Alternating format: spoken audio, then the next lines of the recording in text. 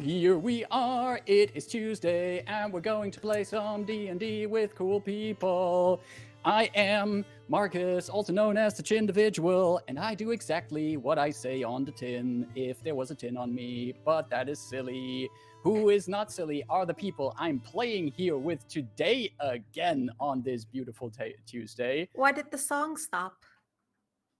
I'm not going to sing the rest of the session. Is this today our musical session and no one knew about it? We're gonna lose all our followers if I start singing. Welcome. Yeah. 4 hours of this. I just get so lyrical when I get to play D&D with you people. And with you people, I mean so far 3 out of 4 people, because our 4th person is on his way. He'll be here as quick as possible, but we're going to get the show on the road with our fantastic Serial being here, our amazing Ida being here, and our enchanting Caro being here. And as mentioned, I am Marcus, and we're going to play some D&D. How is everyone doing today? Quite all right. Yeah. Looking forward to today's session. Wondering how much longer I can get away wearing tank tops before I have to switch to like layers and sweaters on stream. Soon. Actually, looking forward to layers, because, you know. It also means, since we're going further into the year, it means that spooky season is getting closer, and after spooky season, it means there is holiday season. So this is a good time of the year, even if you have to wear layers. You can make them spooky. Good attempt. Good attempt, Marcus. I appreciate it. I'm all for spooky. I'm all for end of the year festive, but I'd rather do it with as little clothes as possible. So we can do all of that in like the Caribbean or somewhere nice and toasty. Fair. All right. Okay, I guess we're all going to the Caribbean. Yay! Hey! Unexpected Caribbean. Okay. And joining us while we're talking about going to the Caribbean is our 4th one in the group. It's Austin, who's here. He's also not in the Caribbean right now. No, you're not in the Caribbean, are you? You're not like... I wish. He's the closest one of all of us to the Caribbean, though. I guess geographically. Yeah, but I mean, maybe your delay was because your flight had a delay, and just behind your screen, there's now a beautiful beach and sunny... No. What a shame to cover that up. Did you think? I mean, if I had that as my background, it would be there.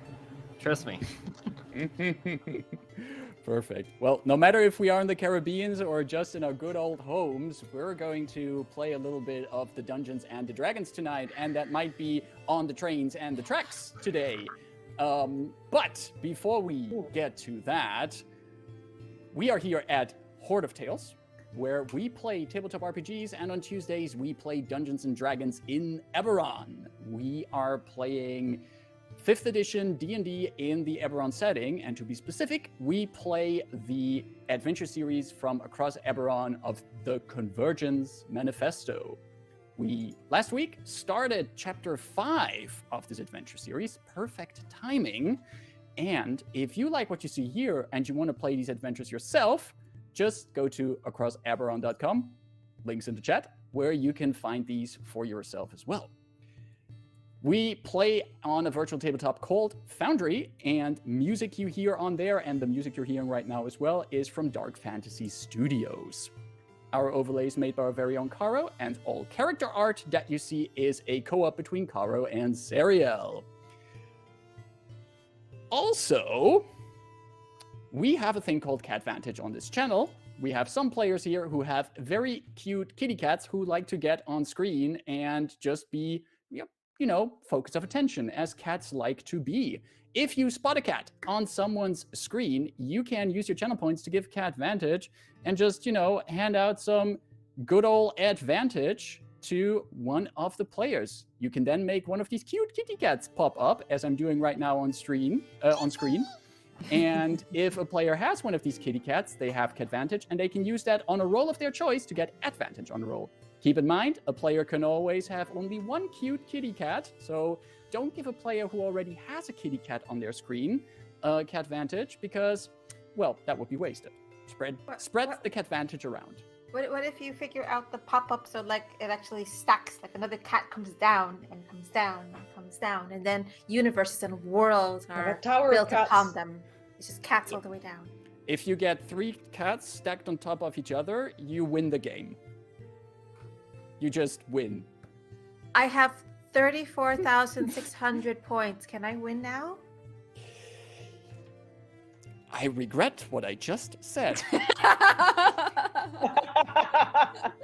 Before I add Actualplay more game. regrets to my collection, how Too about I bad. start the intro video and we see if we could just get the adventure started. Let's roll a quick little super cool intro and we'll be right back. Cat.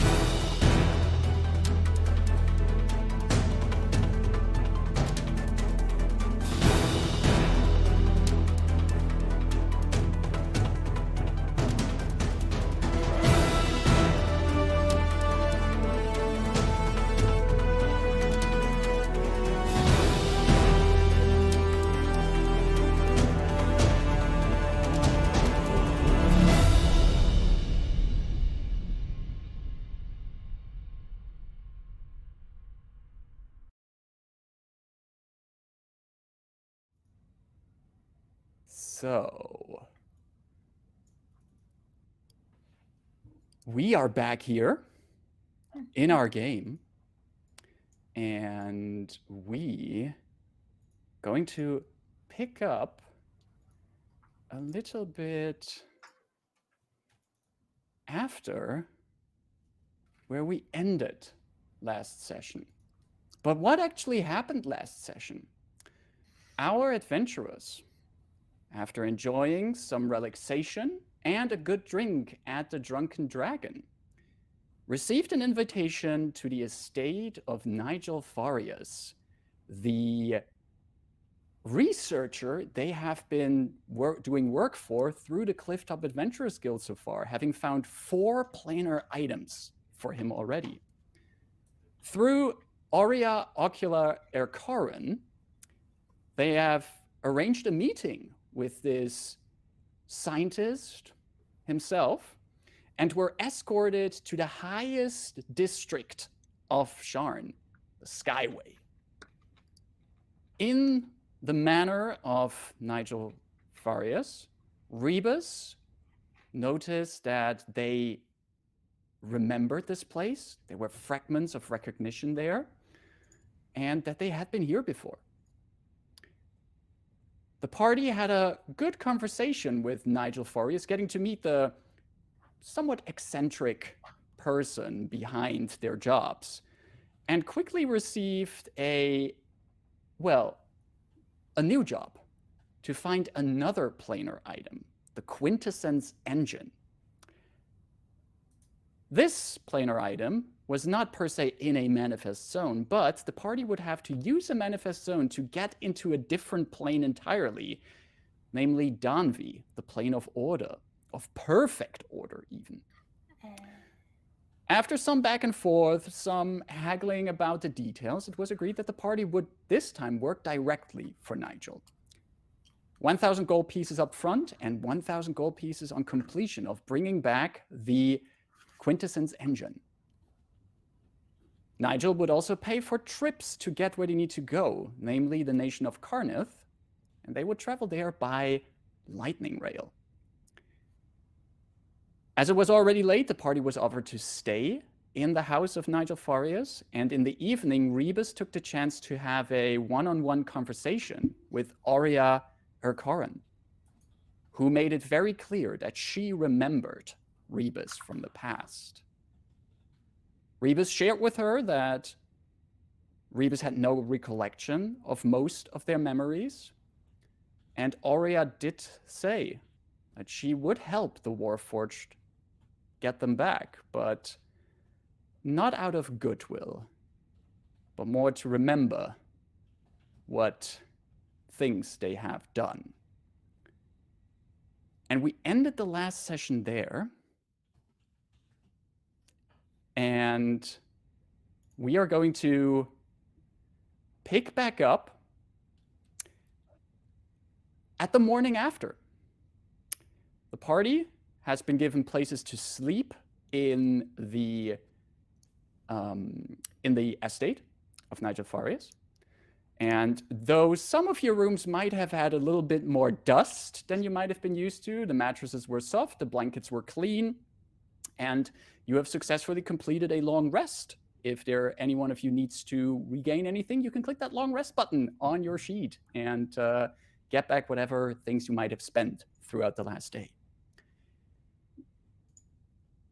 With everyone awake, you have been invited to come downstairs into a large dining hall that is large and mostly empty. As with many parts in this manner, whatever kind of furniture is here is covered by blankets, shielding it from the sun that comes in through large glass windows in this room.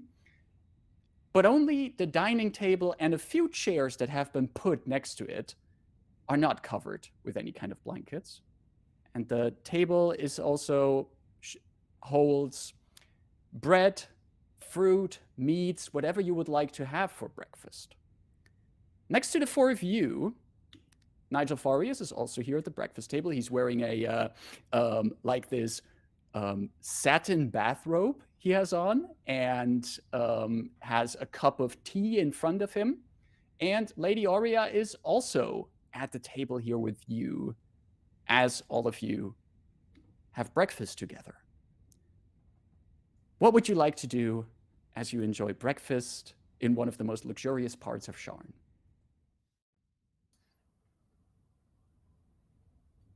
Almost impolitely, hog all the cheese if there's any cheese on the table.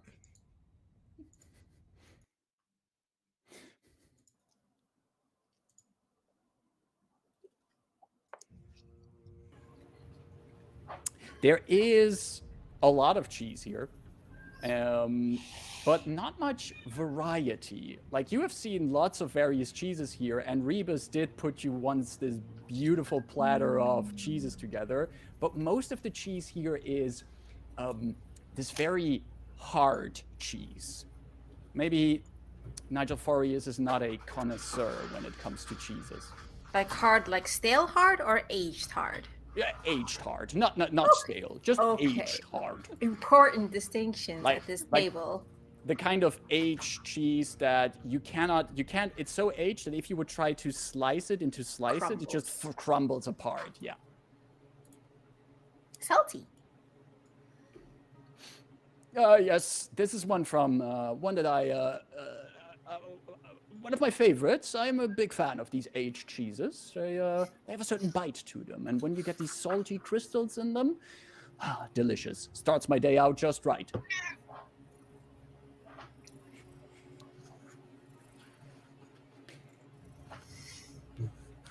So, have you enjoyed your rest here?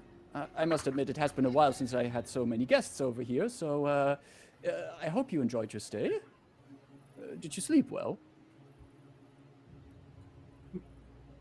Not particularly, but that's not uncommon. If you had any trouble sleeping, well, I maybe should have mentioned that before you went to bed, but you were welcome to maybe also take a little bit from my little liquor bar I have down here that sometimes helps me to sleep. Just take a little bit of rum, and sleep catches up to me. It would have been nice to know. Rebus, you mentioned that you would prefer to have our agreement in writing, correct? You wanted to have a contract set up for our agreement? Yes, I would very much appreciate that. I think it would make me less... It would make my gears run smoother. I see. I have already taken the liberty of putting things in writing. I have a contract drafted up. My signature is under it. If any of you want to sign it as well, then we have the paperwork done.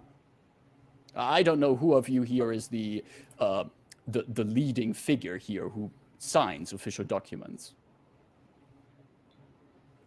There's no Well- leading figure. We all signed the document. We all. Indeed. I'll take a look at it, we'll read it together, and then bring it back, either signed or with any changes that might need to be done. Thank you.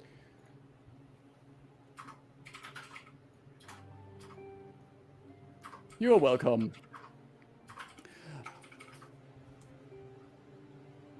I have also already arranged that the payments that you receive up front, that those will be ready. So the 1,000 gold pieces per person. I would appreciate it if you can go on this task as soon as possible. The tickets are no problem. You can depart on the first lightning rail leaving Sean. You will have a bit of travel time, however. You need to go all the way up to Karrnath, and that is quite the distance, even with the luxury of a lightning rail travel. There will be one small leg of the journey that you will cover by horseback. I hope none of you have any issue in riding a horse. I've never ridden a horse. No problem. Magnificent creatures. I'll make sure that the horses that are given to you are easy to ride, not any kind of challenging steeds. DM, would Rebus know how to ride a horse? Yes. Yeah. Might have Is been a that while in since. the programming. Okay. Might have been a while since Rebus did it, but Rebus would be able to, not like ride any kind of stunt actions or something, but just riding a horse across a road. Rebus can do that. The basics. Exactly. Good, good. Oh, your classic horse stunt actions. Yeah, like jumping through burning wheels and stuff like that. Like the things Oh, you do yeah. with the horse. Oh, that's what you do, You do on a normally. daily basis, yeah. Yeah, okay. I was just doing that yesterday, yeah. What do I know about horses? I'm the DM. Horse people in the comments, please. You leave your suggestions. generally speaking, during this breakfast, Nigel Farrious will make sure that the contract that is drafted up is presented to whoever wants to sign it. If all of you want to sign it, I can tell you that written in the contract is basically just verbatim what you agreed on, that your party would go to Karrnath, jump from the lightning rail to get into Daanvi, acquire the Quintessence engine, and then come back. It's also written in the contract that Nigel Farrious' estate will provide any kind of tickets for the lightning rail, and that you would pay the 1,000 GP up front, 1,000 GP after. It's just literally what you discussed. If you read it, you don't get a feeling that he has set you up any kind of tricky contract with something in between the lines or something. Did he include that we would get a bit more information about the experiments he's running once we brought back the item? That is what was discussed, and he did say that he would allow you to witness a demonstration, and that is also in the contract. Yes. Excellent.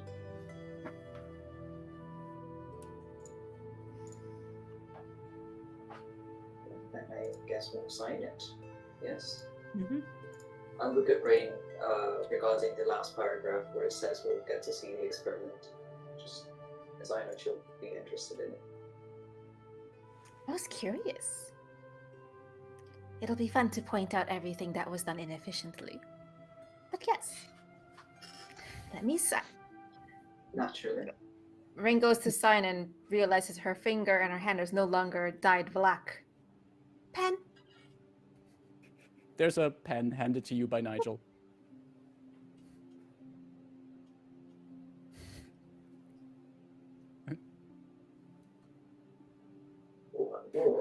The titles. Just curious, what did Rain write? Rain Undenath, first of her name, blah, blah, blah, blah, blah. I will write out that title somewhere. But Like, like, did you give like your full like title and everything on there? Yeah, I'll figure out what that actually is. Rain Undinath. Or is she just doodling? Like just covering all the space with like finishing with like a it's all heart. it's all flourishes. So it's rain with like the underline and the Y scribbles underneath and over, She's like the and it's last just like The this person. spiral and unnecessary flourish. Is Rain the type of person who leaves space for no one else on a birthday card? When you're like, there's this one person that takes up half the birthday And card. probably also signs it upside down to be like Mm. unique. Mm-hmm. It has never Wow. crossed my mind to sign a Wow. birthday card upside down. Anyway, that's beside the point. No, why would It's dumb. I think Dythane like says looks. good things about you, Austin. Dythane like looks at all of this that Rain has like written. Is just like, I didn't know any of this. I didn't even know what your last name was. Interesting. He goes to like write Dythune, and then there's like a big S, and then there's like a hesitation. Then he writes Stray Tail. First time he's had to sign his name since that has been his name. Interesting. Interesting. What? Telepathically, Dyphon hears, huh? I mean, I no longer hold the name. This is my name. I was curious. When I said I was stripped of my title, I meant officially. It wasn't just a metaphor. But a name also carries your blood. You are not clearly stripped of that, otherwise you would be much drier. Oh, believe me, some people have tried. Also curious. Good for storytelling later. While Rain and Dyphune have their telepathic conversation, do They're Rebus and staring Delphine also sign? Delphine just makes an X on the card. Because who cares? That's the other kind of person signing the birthday card. Just like an X on there. Rebus, how do you sign it? Now I'm curious. We're learning so much about people just through their signatures. You know what? Never had to write my name anywhere, truly. So I just write Rebus in a very elegant handwriting, kind of look, machine made. Everything very proper, and it looks kind of in tone with the rest of the contract, as in this is how you would write for official document of some kind. So if I had been asked to, or at least this is what I notice at the moment, if I had been asked to write in the past for whoever I was working for, it was, would make sense. I was working for someone in nobility, because I would have written in this kind of font for their documents as well. So Absolutely. Yeah. I'm actually very curious seeing my own name on. As you write down your name, Rebus, can you give me a straight intelligence roll? Just d20 plus your intelligence. I like the idea that Rebus does this Sure. on the paper, and it's like scanline printing the name Rebus. Oh, like that iRobot scene? Yes.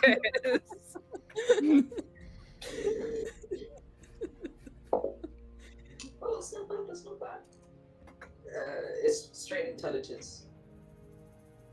15.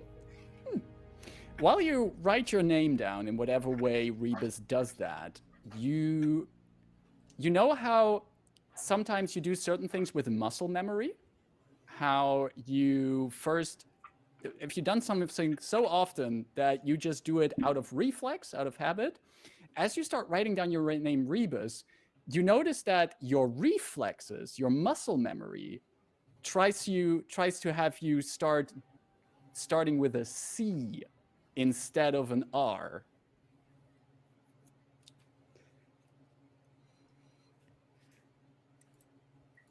Interesting. I get, I catch myself before I continue with a full wrong name and try to have nobody notice. I have a and passive I turn perception to- of 20. No, you don't. You see nothing. No, I don't. Oh, sorry, my bad.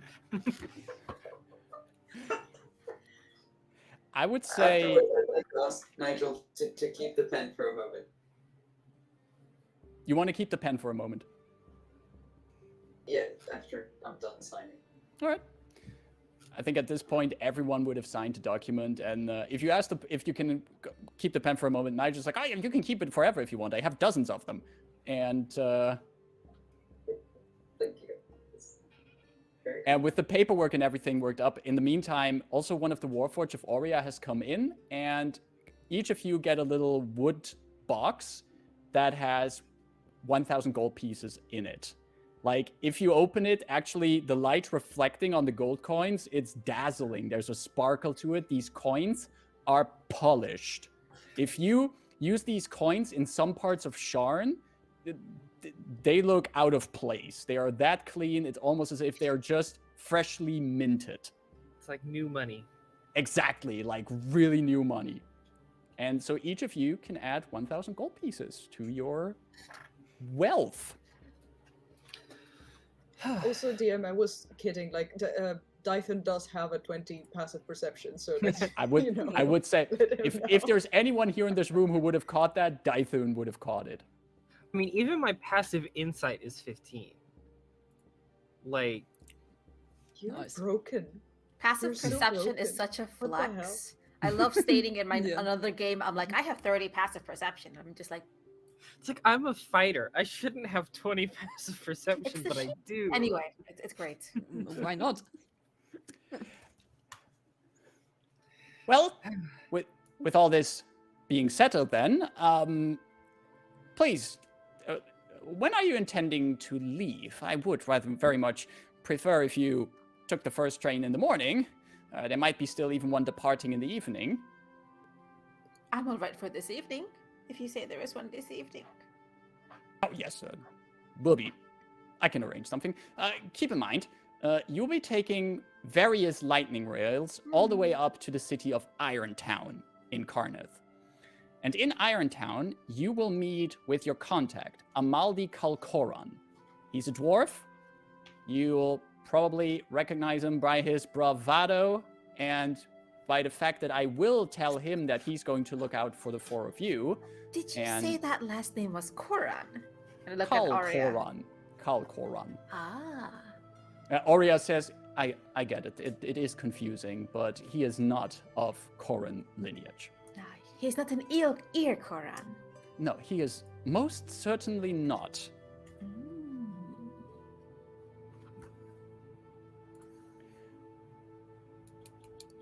What time is it now? Also, Like, It's like breakfast. morning. Okay. Yeah, it's breakfast. I guess maybe you were allowed to sleep in a little. Let's say it's 10 in the morning.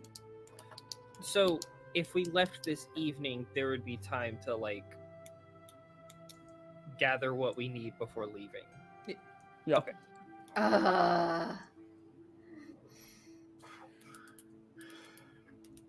Well, I just meant like mechanically, not like, hey, let's go shopping. Although I have a little. if you're going to leave in the evening, I'll make sure that tickets will be reserved for the four of you.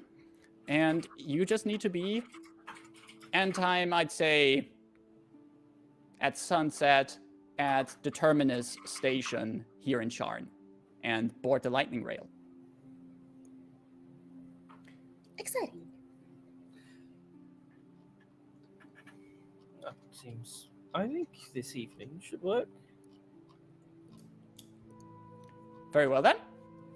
Thank you very much for your cooperation. And I'm looking very forward to holding that quintessence engine in my own hands. Going by your previous successes, I'm assuming this one will also be a great success. That we are assuming as well. Much better than splatting ourselves on the floor. So, hoping for the best. Have fun jumping from a lightning rail. As I'm we sure we get will. up, as we get up to leave, Rain will be like, "Oh, I recall that when we first encountered you, you were curious about something about resonance spectrums and its arcane applications. Was it something you were saying?" I remember I might have blabbered something about that, yes?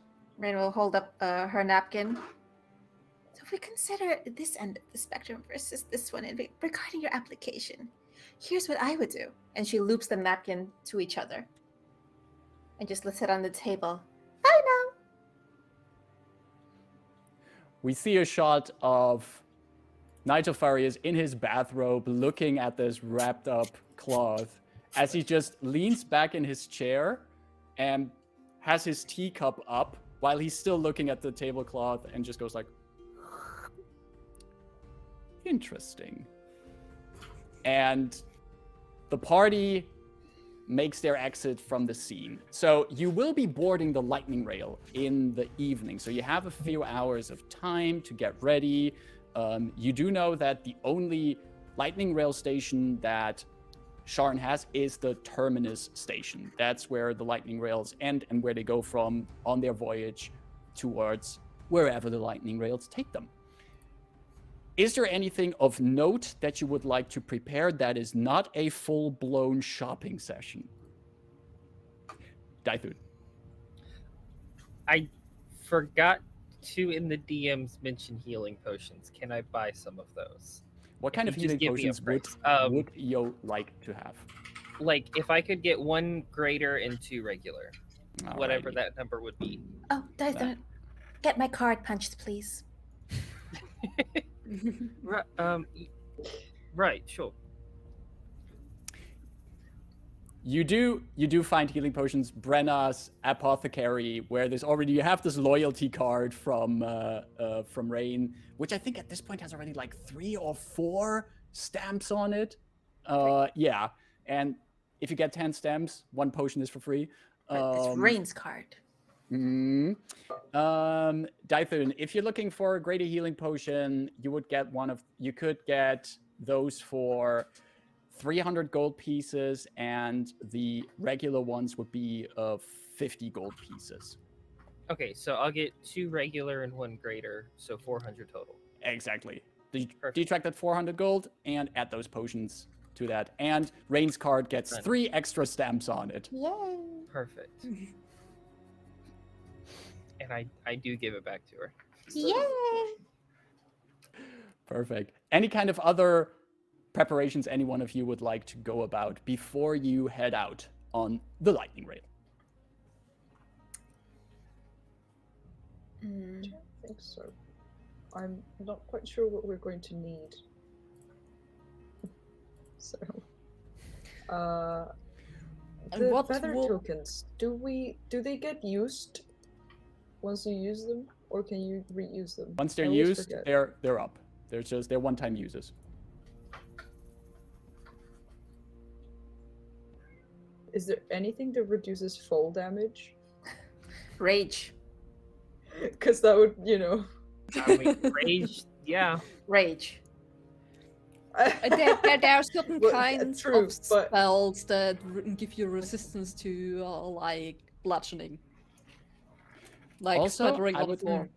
I would like to remind you that Nigel also told you that for this kind of fall, you should not slow down your fall. That Yeah. if you time it that's right, why I was you should not have to. I was looking for ways to reduce the damage should we hit the floor at that speed. Well, that's intentional know. falling. Maybe the feather fall is for unintentional falling. Yeah. Yeah, no, that's why. Yeah. We'll figure it out when we get there, I'm sure. But the shopping is now, not later. Yeah, no, we're good. I still have a potion of healing. I guess I could get 1 more. Remind me, what will a level 2 spell scroll will cost like? I think a level 2 spell scroll is an uncommon item. Yeah, uncommon. Because there's cantrip 1, maybe. Cantrip 1, both are more common. At level 2, it's Second more level is indeed uncommon. uncommon. Yeah. It's what kind of spell are you looking for? Haste. Haste. What Excellent else? choice. Excellent choice. I'd say you could get a spell scroll of haste for 300 gold pieces. Okay, booked. That's my preparation. Is haste on your spell list? If I would have a vengeance paladin, yes. But If it's not on your spell list, you cannot cast it from a spell scroll. fuck. Not? Let me check No. if it's on Rains.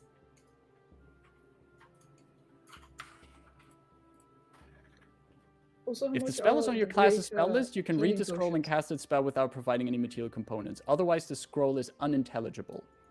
It is on the sorcerer spell list, but Rain is not with you. True. So if you had one, I mean, you could Rain could use it buy for you. Yeah, right. That. You could buy it for rain. Normal paladin spells are so shitty most of the time. What spells? It's all smite slots. Good point. Good point. Marcus, how much is a greater potion of healing? I don't buy it. It's okay. I think as I just said, for Delphine was 300 gold pieces, the greater potion of healing. I'll get one of those. Perfect. Delphine, you're gonna get the spell scroll or not? No. Okay. And Right. just for flavor, I guess since we're not employed or not going to be hanging out at the guild anymore, Rain was probably just staying at the guild. So she's going to go empty out her cubby. Emptying out the locker and everything. Yeah. And when Rain comes back, you see her in like this short cape that's affixed to her short outfit. And you also see her walk forward with this long, imagine like a tall, slender icicle that's like from the floor to her, let's say, chest with her. But as she walks with it, it almost seems like it's a little wisp of cold coming off of it as she like just pushes water into it, freezes it. It's like, refreshing. She walks with you towards like this transparent looking staff and a cape. And a cape. Interesting. I'm not even gonna ask, actually. That's a shame, but okay. I'm sure we will find out eventually. All right. Surprisingly, this time, without any perception checks, you probably wouldn't notice anything new on Delphine. Okay. Ominous. Don't look into his eyes. No, I'm kidding.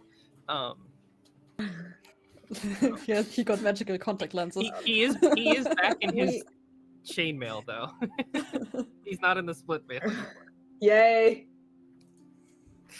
He sold that. Good choice. Also, ever want we Triton's don't need chainmail? special clothing. Yeah, from the region side, not. You were not informed about any kind of special clothing necessary. If, however, you know that you're being sent to Karrnath, what all of you would know, Karrnath has a mild climate. Okay. Yeah, so we're not going into the cold, freezing temperatures or something that we need. You're not. Oh, we you're have the not clothes going, already Then anyway. Rebus is back to not wearing any clothes because honestly they were more of a hassle than a help. So Perfect. you know. Kara, I They just look saw you. pretty. I just saw Listen. you check. Was that you for a +1 magical yeah, rapier? yep. You can get one for 500 gold pieces. Okay, bored. Gotta spend the money that you get, right? I mean, we That's- could die there. Exactly. If the money is Perfect. gone, Not it's like the gone. dead can do anything with it, so. Yeah, true. Perfect. So eventually, with some potions, with a brand new magical rapier, and whatever Rain has with her at this point, the four of you make your way to the terminus station in Sharn and do begin your journeys towards a black screen. I did not mean to do that. You shouldn't have a black screen in there. The journey, you sometimes keep your eyes closed, and thus you don't see anything. And I have dark vision. We were going through a tunnel. Listen. It happens. Exactly, you were going through a tunnel. That was it. All right, so in the evening, you arrive at the terminus station, and I think all of you would have heard of lightning rails before. If you've been in Sharn long enough, you will also have seen them arrive here and there, but now you're very up close to one of them. These large metal constructs pulling a series of wagons attached to each other on a pathway that is not like, in our world, trains ride on rails, but here the lightning rail is held aloft on a track of magical crystals placed at certain intervals, the so-called conductor crystals. And you do see that the train itself hovers a few feet over them.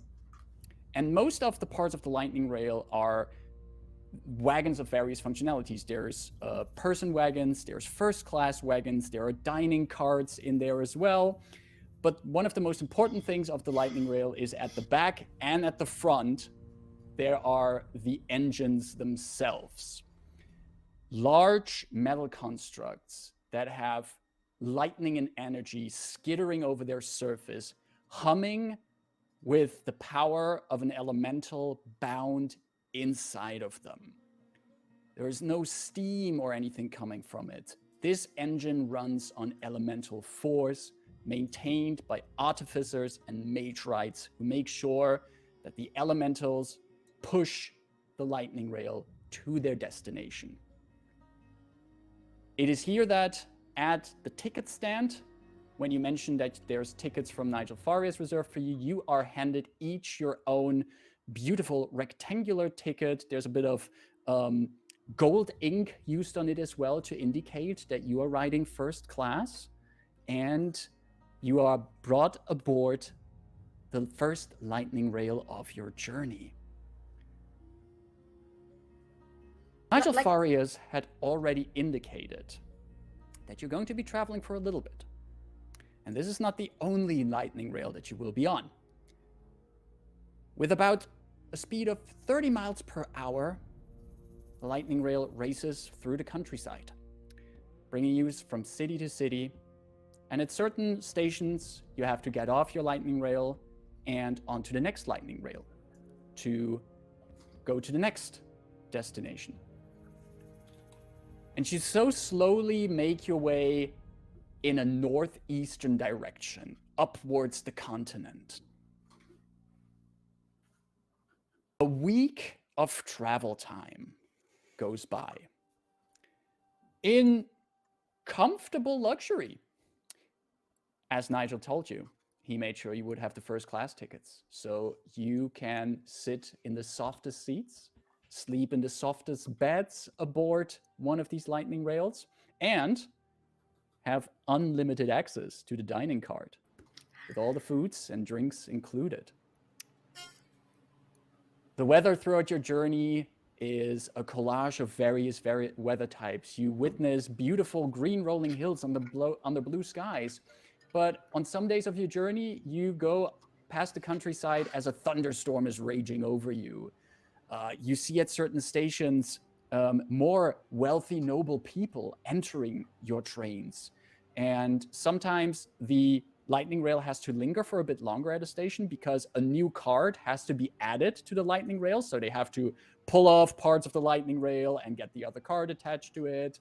But eventually, after a week of travel, your party arrives in the city of Irontown, in the heart of Karrnath. All of you would know one thing that Karrnath, or basically two things that Karrnath is known for. One, it is called the Cradle of Kings, as it is considered itself as the first sovereign nation of the continent and played an important role in various noble bloodlines. And second, it is a nation that has the undead in its employ. Karrnath is known for having a part of its army using undead bodies, and also part of its manual labor is done by skeletons, zombies, animated by necromantic magic. This is, of course, something that many neighboring nations are a little bit worried about. And in recent years, and especially since the end of the war, the current ruler of Karrnath has been doing more to reduce the amount of necromantic influence in the country, but there is still a significant place for the practical use of necromancy in Karrnath. And one of the things that you do see as you're here changing trains on the busy station of Irontown, you do see indeed that one of the people that were also with you in your first class wagon comes out of the wagon, and on the station you see this slightly hunched zombie porter dressed in a suit and with a top hat on, standing ready there to take the bags and coffers of the noble and carry them for them without a word.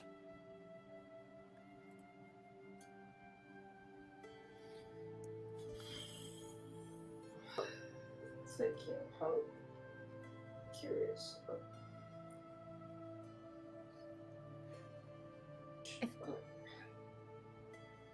I'm confused with tip that I'm sorry, I've never seen anything like this before. I'm a bit taken aback. Wonderful. I was going to say craftsmanship, but I believe it's not quite the same.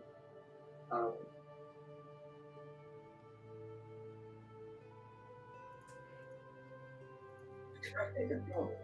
This doesn't bring back in, but I don't think this is very common, right?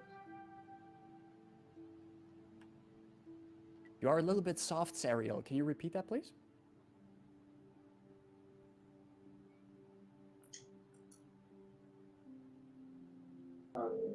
Let me check what's wrong. This is already better.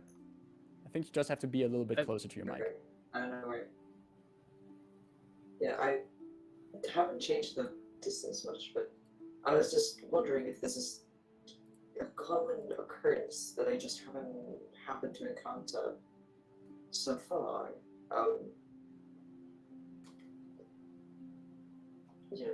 Reanimating organic bodies to use as servants, essentially, helpers. Have you encountered this before in your travels?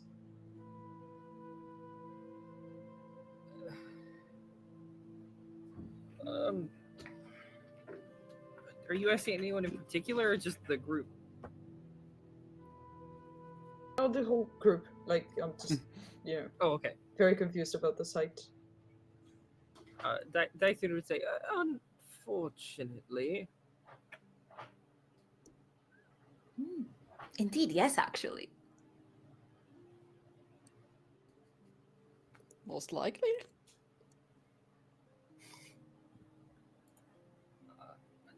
I, for one, am not fan of it. But again, it's not my. I have no say in what they do here, so it's not my place to say if it's right or wrong. If Rain tries to telepathically connect, she cannot because they're not creatures technically. So it's Well- just kind of fun to try and project and be like, nothing. There needs to be like a minimum intelligence for your telepathy, right? Let me triple check with that with you. Or it need to speak a language, or has a minimum intelligence. Between your mind and the mind of another, choose one creature. Yes, but And to understand each other, you must each speak mentally in a language the other knows. That's what it says. okay. If you telepathically reach out to the zombie porter that has currently now is actually the suitcases that the zombie porter has taken from the noble that it's helping, it has put on a backpack as well to carry like a stack of suitcases and then a few in its hands. You do notice that you can reach something out with your telepathy. What would you like to say to the zombie? Hello there. I hope that's not too heavy.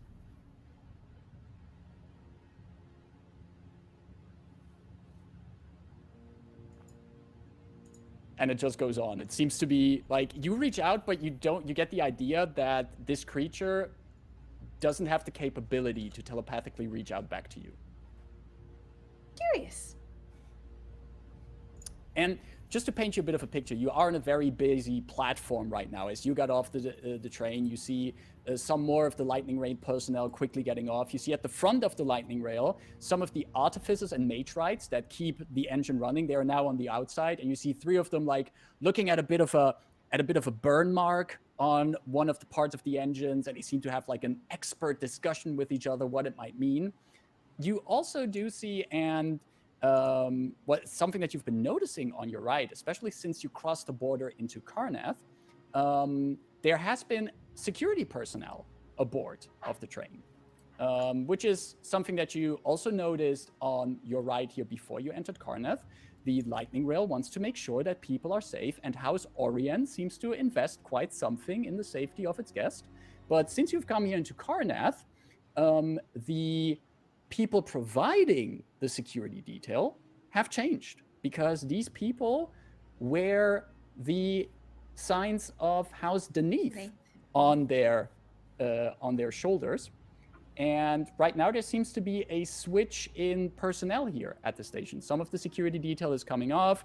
They're reaching out to a few of the other guards that are here, having a bit of conversation, and then going to switch stations here.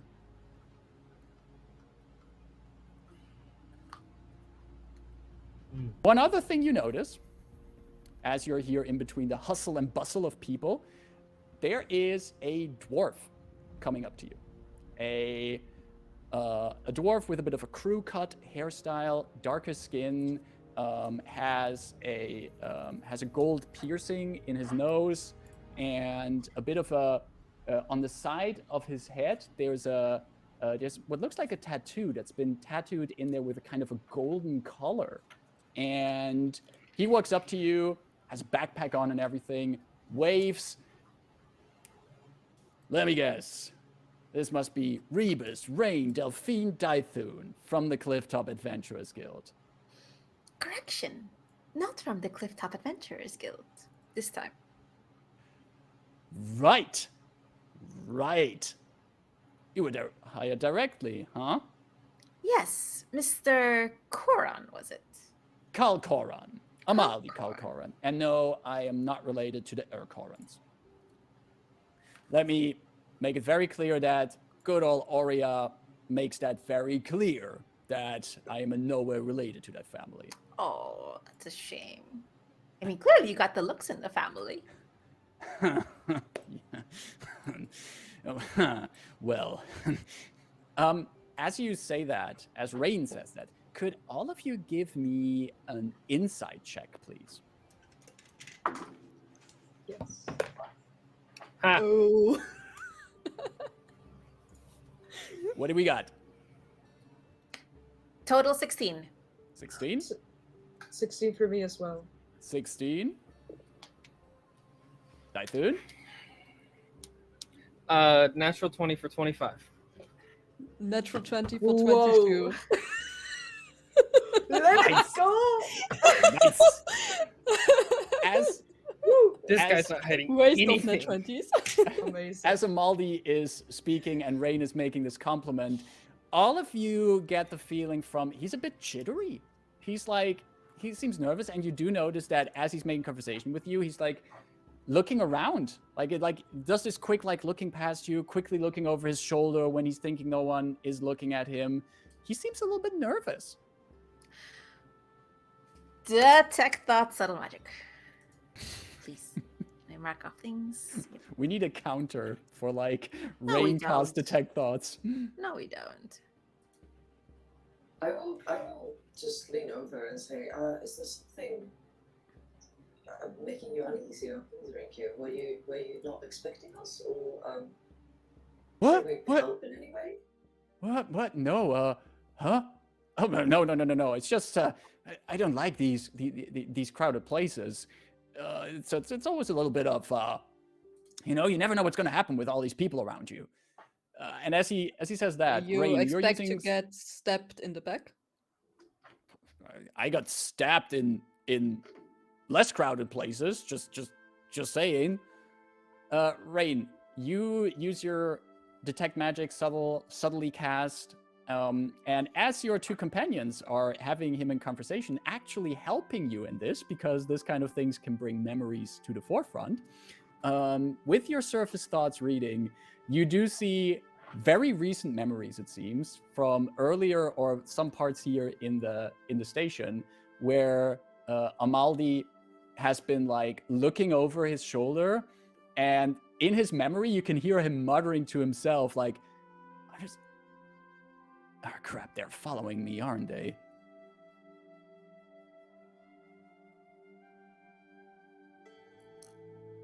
That's the surface.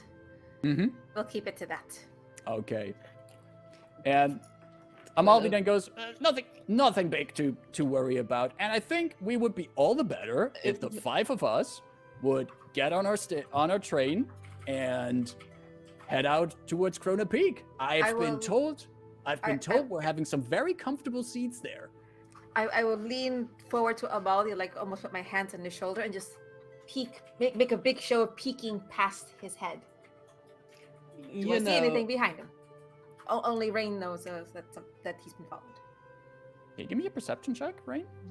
While Rain is speaking, I'm speaking to Amaldi, like, yeah, if there's anything that possibly could affect us as well, it would be better if we know that beforehand. Right, and he's trying to tell you that when suddenly Rain like leans over him, like past him, to look at what was the total you rolled? 16 total perception. Perfect. You look past him, and there's a lot of people here, and if anything, you do notice that leaning against one of the pillars that hold the ceiling of this platform aloft, you see one of the house beneath guards leaning against the pillar and just taking a sip from a bottle while apparently looking at Amaldi. Are they at how far away are they? Because I want to telepathically connect. What's the range on it? Double checking. I think it's 30. 30. Yeah, they're in range. Rain about to solve the whole. Yeah, true. I will connect telepathically to this house Denate guard, and they will hear in their head, well, don't be shy.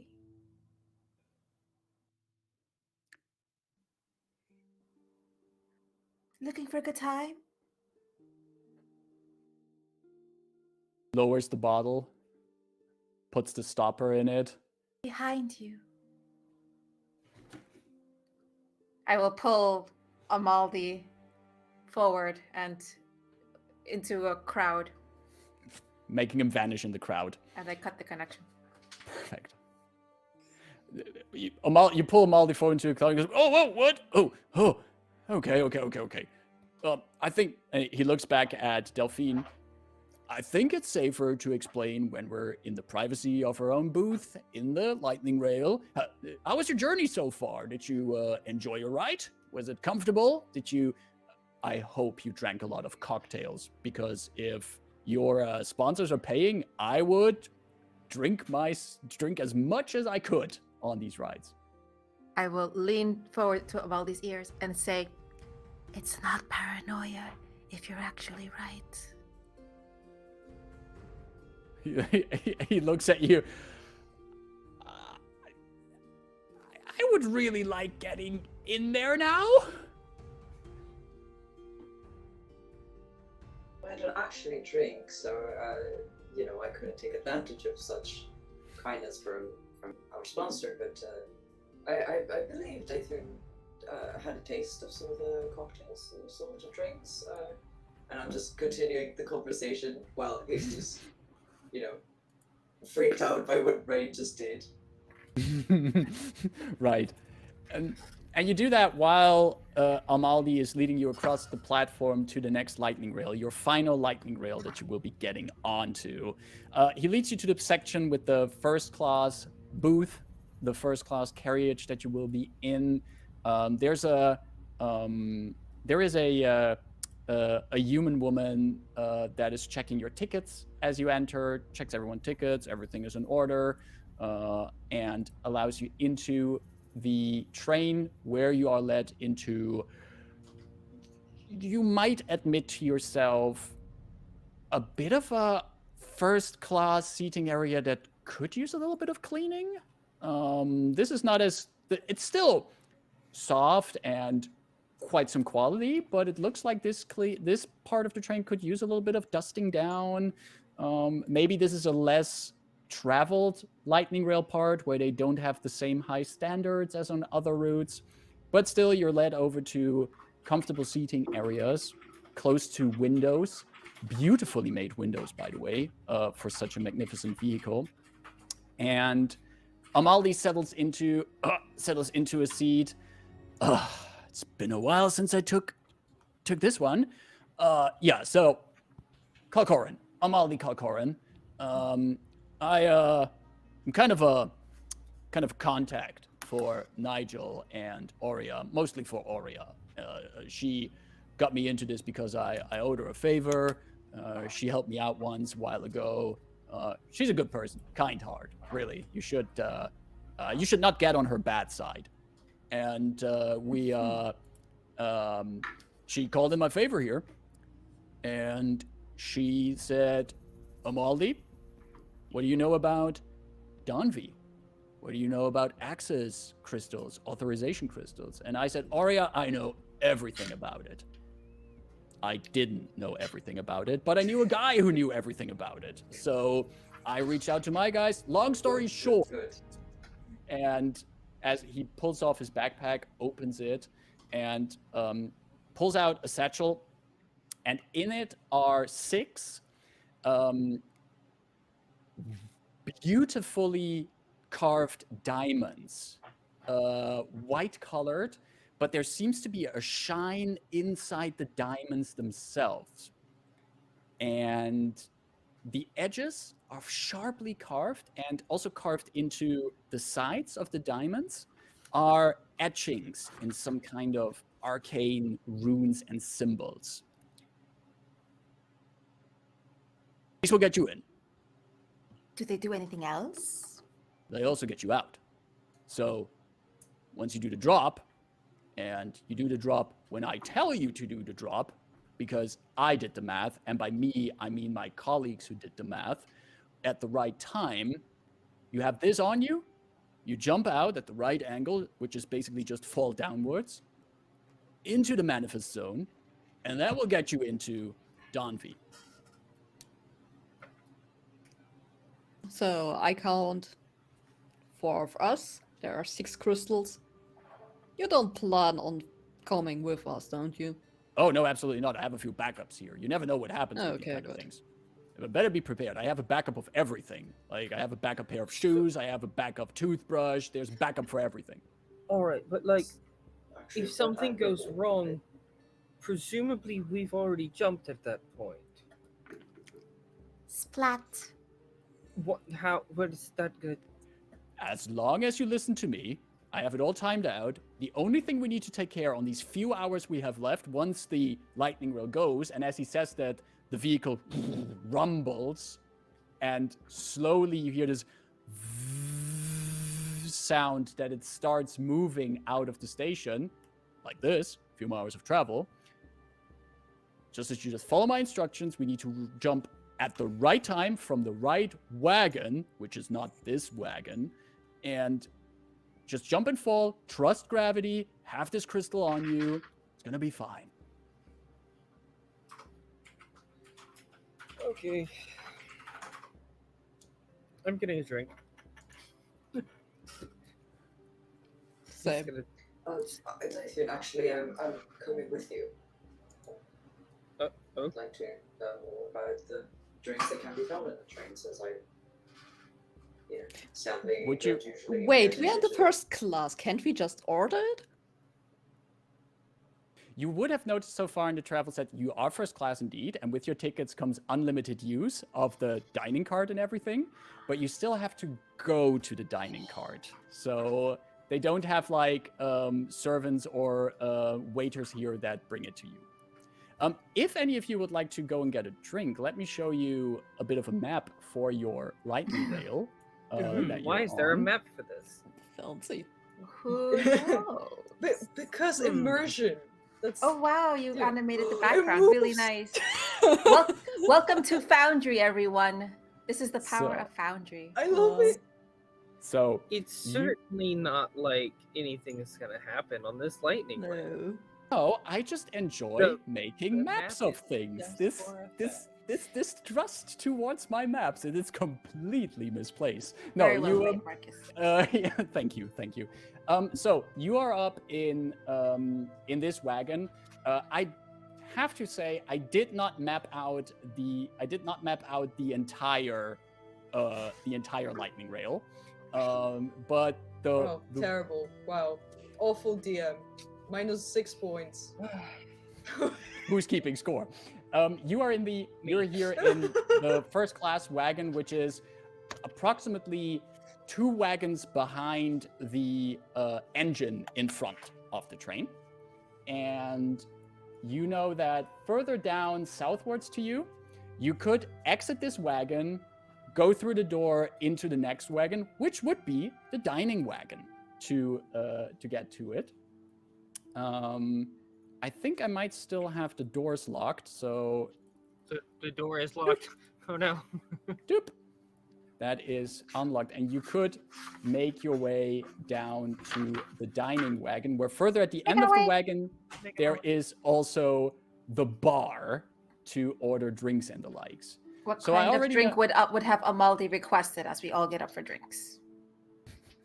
You take Amaldi with you as well? I ask him, what kind of drink can we get for you?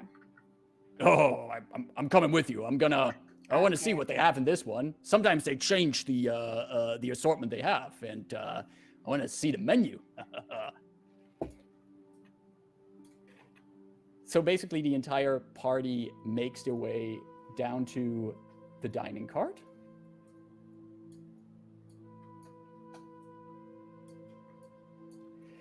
And as you go down there Dining and the over. train is slowly picking up its pace, you see that in the dining cart already a few other people seated. You see that as you move to the bar, the tables are taken by well-dressed individuals who are either in conversation over some food they've already ordered. Some of them are playing card games. Some of them are just look at you with a quick glance. And behind the bar, actually, is a male elf, tall and slender. He has short black hair, the faintest stubble of a beard, but he has amazingly blue eyes and such a friendly smile as he stands there with a cocktail shaker, like, welcome there. What can I make for you? You fantastic individuals, you. I have to say, and he puts down the shaker. The last time I had a Leonin on here, it was a bachelor party. And it was 6 Leonin, 2 ogres, and I think they also had... Oh, yeah, they had a Minotaur with them. And I have to tell you, that was the greatest work shift I have ever done on this lightning rail. Well, hopefully this one can be as entertaining, if maybe not quite as chaotic. And he's already like, as he finished shaking his cocktail shaker, he opens it. He very nimbly pulls out a few little glasses, lines them up next to each other on the bar, while the lightning rail shakes a little bit, but he just perfectly lines them up on the bar and then empties the content of his cocktail shaker. And there's this pale greenish drink in it. And he just quickly throws a few berries in there as well. Have a sip of that. It's a new concoction I came up with. A little bit of liquor we got from On Dare. He just takes it, drinks it. It has a little bit of like this peppermint schnapps feeling taste to it, and a little berry that he put in there, which has a surprisingly meaty substance to it. It gives you a very interesting mouthfeel to this drink. Hairball? That's interesting. Minty. Minty, yes, indeed. It's a good way to start a trip. It's gonna take a few hours into the Karrnath Peak. You better start it with a nice little drink. Lovely, fascinating, cool. Well, do you have anything less cut down? Less cut down. I prefer a little bit more hardiness to my drinks. Hardiness. Try this. Reaches under the bar, pulls out a long, slender bottle with a very large cork on it. Floop, takes it off, gives you a fresh glass, fills it up, hands it over to you, and this one ingredient cocktails are certainly my favorite. Saves me work as well. Delphine, what is your favorite drink? Something dry. I request the Eberron equivalent of a vermouth for Delphine. Vermouth. Perfect. The Eberron equivalent of a vermouth is being served to you. A nice dry drink. You want that on the rocks? No, just pure.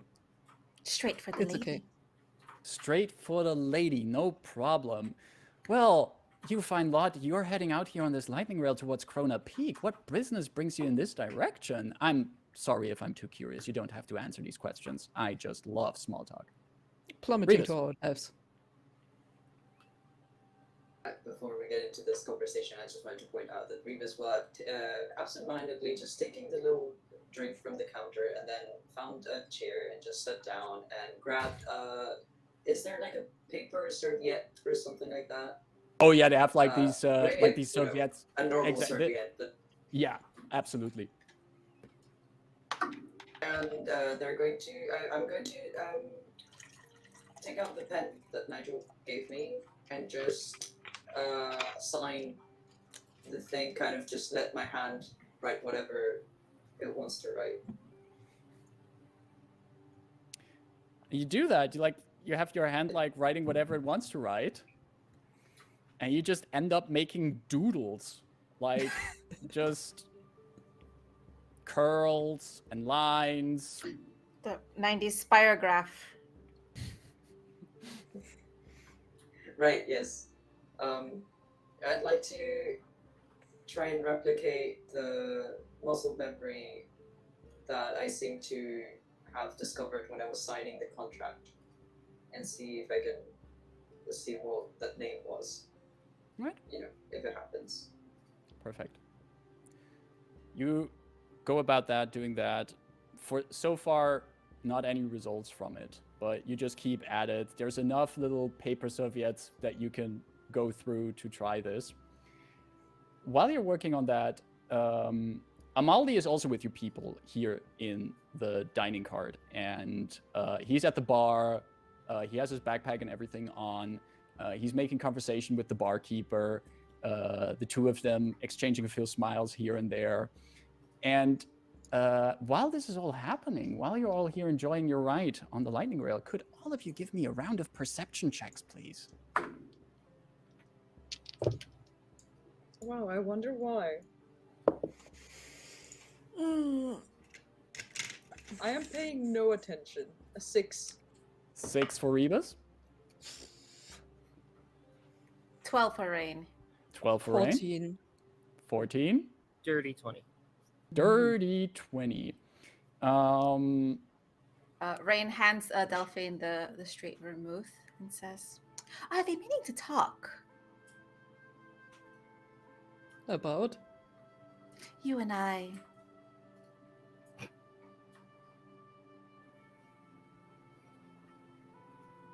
How does the line on the surface go? It's not me, it's you. I think we should see other people.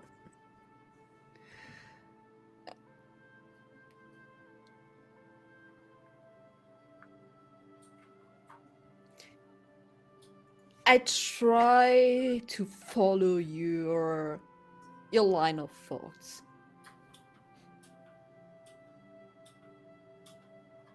Is this a situation where it's like someone is breaking up with you even though you have never been together or any connection at all? Is that Caro talking or Delphine talking? Delphine talking. Well, we'll always be best of friends. Unless you have an itch you need scratched, and you know I will volunteer. No, thank you. Well, But please, if you have someone, then go. It's not as if I would follow you or even care or anything.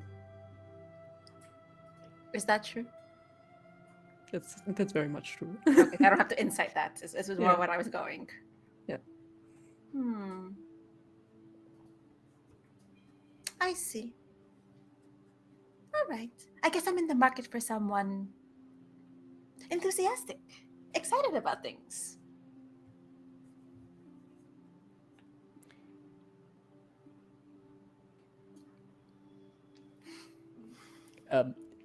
Just drinking the glass and being like, okay, I need. This is ridiculous. While that conversation is happening, all of you, like the two of you caught up in the conversation, Rebus trying to force out muscle memory.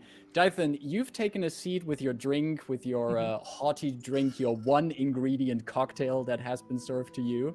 And you notice, like, next to you, there is the door opens to the next wagon, and a House Beneath defender steps through and stands in front of the door. How does he do that?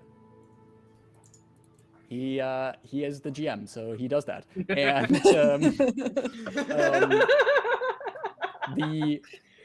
the House Beneath defender steps through together with another man who follows him.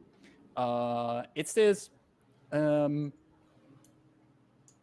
human man with a leather jacket on and a vibrant green scarf around his neck. And that man looks at you, gives you a quick nod, and then walks up to the bar and walks up to the barkeep, who is in conversation with Amaldi, and is talking with the barkeep as well, placing an order for a drink. You also, with your dirty 20, what you also would notice is from your position, you can still, if you lean a little bit to the side, you can still see the wagon entrance to the north. And there is also, stepping in through the door there, another House Beneath guard coming in there, closing the door behind them. And that's what you see. There is one more thing that you catch with your dirty 20. While you were sipping and you're looking around at these people, you're pretty sure you heard from a southern direction, so from behind you basically, you heard a thudding sound, as if something hit the ground hard. Yep. Dythane's just gonna like tap on the table to get Revis's attention. And just sort of like motion to the guard behind them at the door. And then Revis, would you mind asking Rain if she wants anything to drink? Not at all. I'll get out. Oh, you're very quiet again. I don't know why. It's all the paper. It's all the paper serviettes around Rebus. They absorb sound now, and it makes them sound quieter. So Delphine, if you do know I wish I someone knew with why. a zest and gusto for life, who enthusiastically approaches adventures and ideas, please let them make themselves known to me. I know a lot of I- people. Touched Rain on the shoulder. Just, Miss Rain. Yes. Dythun wanted me to ask you if you want a different drink, and also perhaps a conversation with him in a more private channel. Rebus is very tall, so I kind of confusedly nod to Rebus and ask for the Eberron equivalent of. No, I can't say that name on stream. The Eberron equivalent of a Negroni, and I over Rebus's shoulder and look at Dythun for telepathic connection. As you sense a familiar voice coming into your head, Dythun, you have a passive perception of 20, right? Yes. Cool. You were seeing Rebus walking over there, and with like half an eye, you were looking at what's happening at the bar. And you did notice that Amaldi had his backpack put down on the ground. Like, Amaldi climbed up on a stool at the bar, put his backpack down, his feet dangling over it, and he's really focused on conversation with the barkeep. What you catch there is that stranger with the green scarf that walked up to the bar is, like, after having ordered, is like positioning himself in front of the backpack as if he's trying to obscure the backpack. Okay.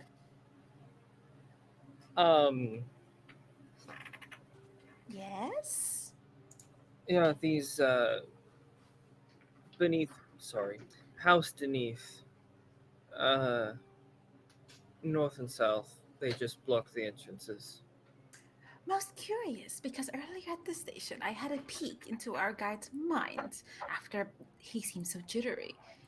And he is indeed being followed by the youth guards. At least one that I scared off on the platform. The green scarfed person as well. Is there something I should do right now about it?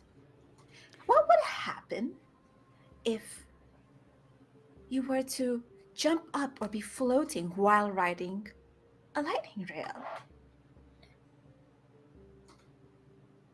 I honestly have no idea. I don't think that would go well. As you ponder the physics of this, Dythun, you would see that the green scarfed man is like trying to subtly reach into the backpack of Amaldi. Right. lightning javelin sweeping the person in front of the door's legs. Just like from Let's go. like the seat, just like whoop. You just pull out your lightning javelin and you sweep the leg of this house beneath person who is completely taken by surprise from this, crashes into the ground. The barkeep and all the other people in the room look up as they see someone crashing on the ground, and the exactly with that sound, and the barkeep looks around, and the man with the green scarf is like quickly grabs something in the backpack. Amaldi's attention is there, and Amaldi's like, "Hey, what the fuck are you doing in my backpack?" And then the man with the green scarf has pulled out a dagger and has it at Amaldi's throat. And we're going to take a break before we dive into the consequences as we do some action on a lightning rail. I just want to clarify. Don't do the physics wrong on the train. If you are already currently moving with the train, then if you levitate within the train. This is not, What about a You're not beholder anchored to the on a earth. lightning rail? Does it move with the train or does it float and the train The moves real past the question is- beholder? If both lightning rails leave the station at the same time, Take us to the break screen now. Oh, You see, God. Listen, we have quite a few things I to think assume about we on work break. with We're gonna take our 10 minutes to figure all these details out. We'll be back in 10. Hope you will be there. Stretch your legs, take your drinks, take your meds, and we'll be back in 10. See you then. Yeah, take your drinks.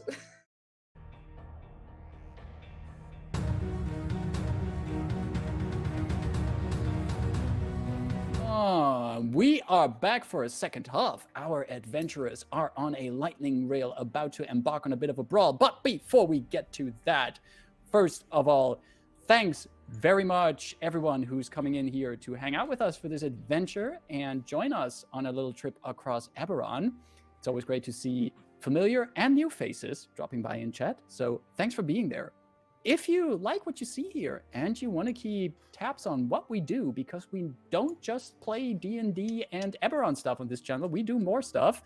If you want to keep track of that, why not follow us on our Twitter or join us on our Discord, where we also always keep you on track with whatever we do on Horde of Tales. If you also like to catch up with how far the adventure has gone so far, what we've done in previous sessions, we do have a YouTube channel as well, where you can find all our VODs of not just this campaign, but every one-shot and other event we run on this channel, which you can find at youtube.com/Horde of Tales. Also, Beautiful. there is something fun going on. I just saw Ida already using the exclamation mark vote command, because we are nominated for the Game Hers Award. And if you want to vote for us, or of course any of the other fantastic nominations, because there's a lot of fantastic people and groups nominated for it, But you should vote for us. you can do so via the link in the chat and vote for us in the Game Hers Awards. I think that is it for now. Someone here tripped someone with a lightning javelin, and a little bit of mayhem is going on here. I think this calls for a subtle change in background music. And how about all of you roll initiative? Okay, Boy. that's good. ah, But, Rain, what did you get? Rain got a total 17. 17. Tythun, what did you get? 24. Woof! Ooh. Revis, what did you get? A 13. A 13. What's your dexterity score? +2. Cool. Revis. 13. And Delphine, what did you get? 15. 15. You're squeezing in between there. You like like always making a little nice sandwich. All right. So, to describe the scene, Dythun pulled out his lightning javelin, sweep the leg of the Daanvi guard at the door, who went on his butt. At the bar, there is a green scarfed figure standing there and is holding a knife towards the throat of Amaldi, and that same person has his other hand in the backpack of Amaldi, trying to pull something out. And all the way up to your north, there's also another House Daanvi guard up there, who seems to also get ready for whatever happening. Behind the bar over here, there is the barkeep, who's currently panicking what's happening, and there's about 6 other people here in this wagon who are now looking at what's going on and see that knives have been drawn, people are on their back.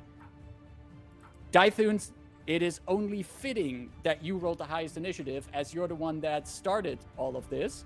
What would you like to do on your turn as you kick off round 1 for us? I immediately let out a daunting roar. A daunting roar. Yes. So I believe if I don't know how to ping people, but the person, yeah, right there. Hold How do your you do left that? click your left click down. That one. Is that the person with the green scarf as well? Yes, that's the person with the Okay, green scarf. perfect.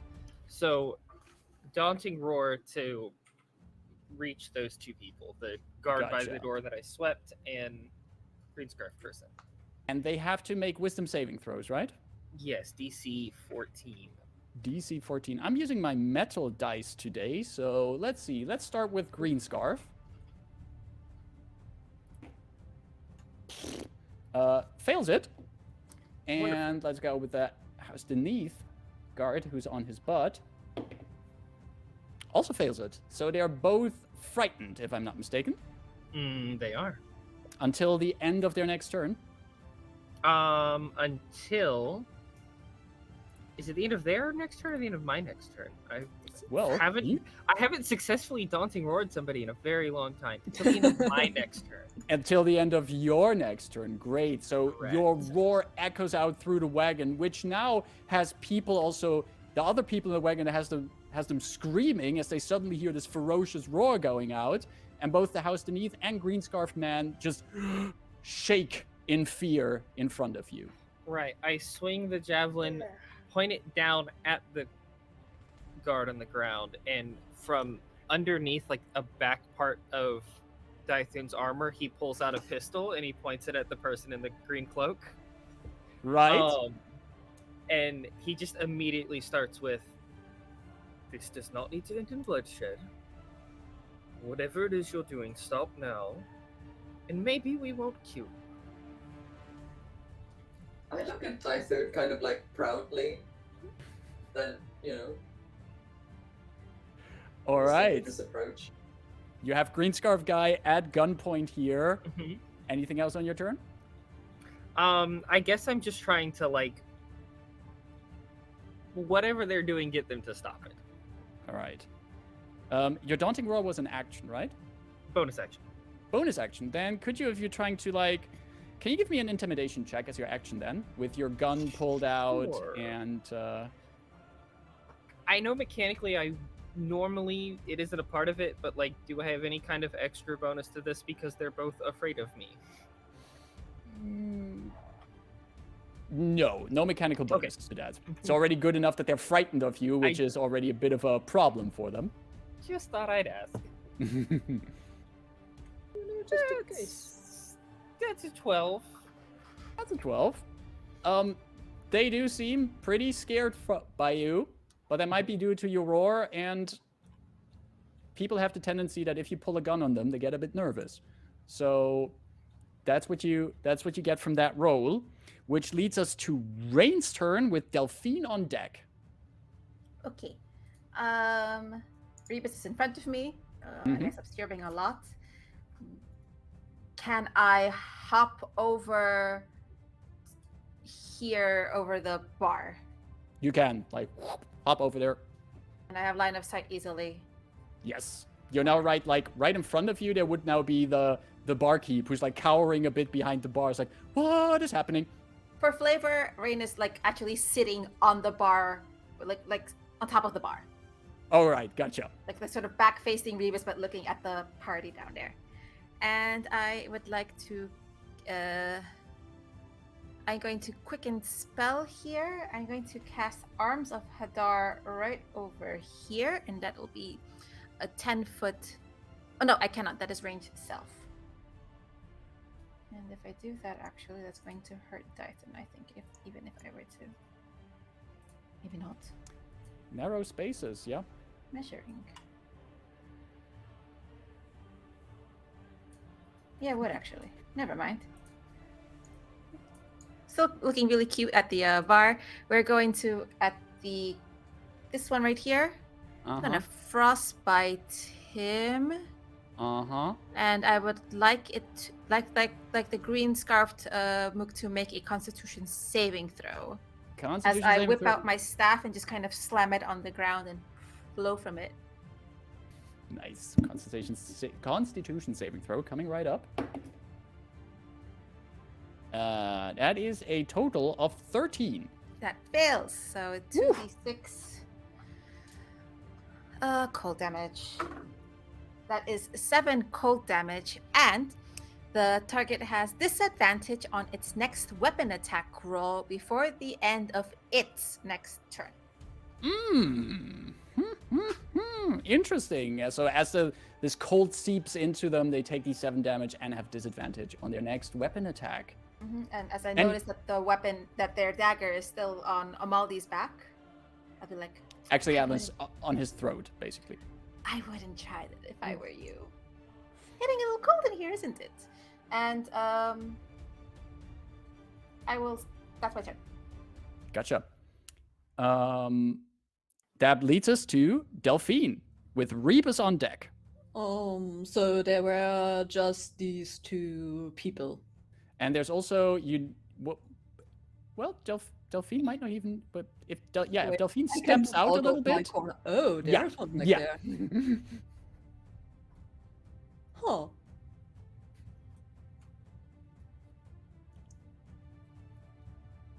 I mean, there are nearly 3 people on the 2 down there.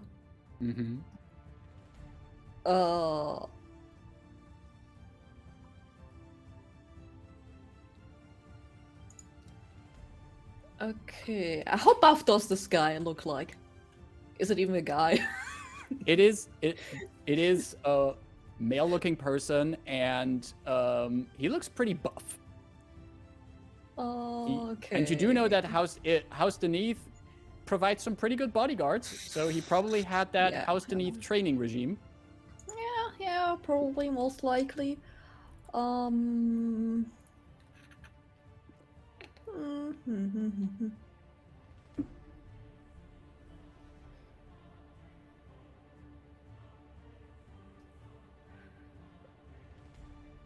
Are there any people around him, like in a 10-feet radius? There would be at the tables around him. There would be about 4 people in a 10-foot radius around him. Come on.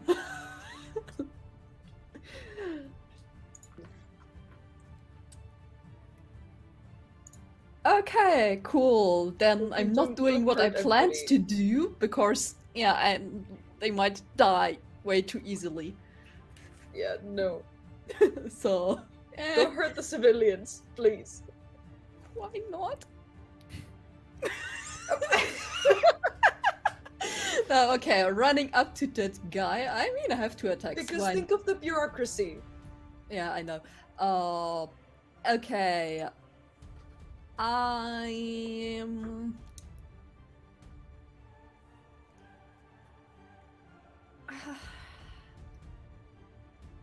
He is buff, so yeah, it might have a lot of hit points.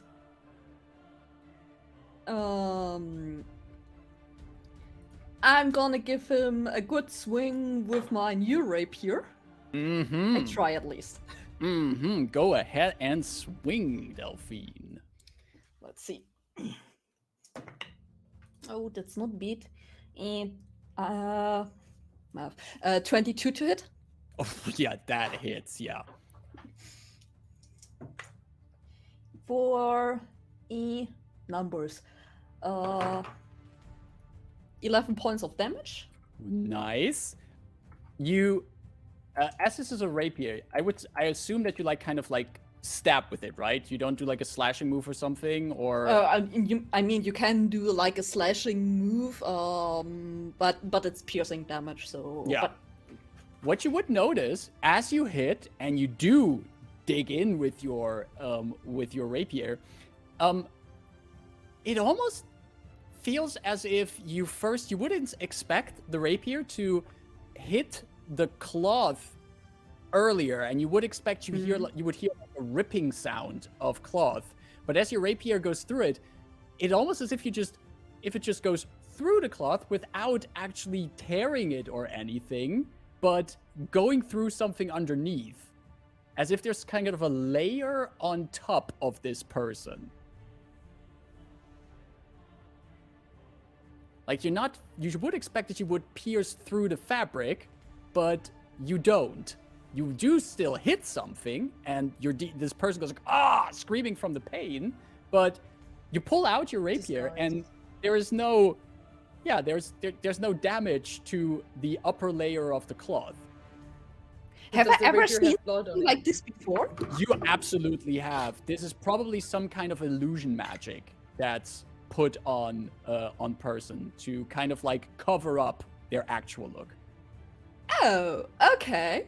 Okay, cool. So that was, I think you have 2 attacks actually. This was one of your attacks. I have 2 attacks. Yeah, we're level 5 now. Are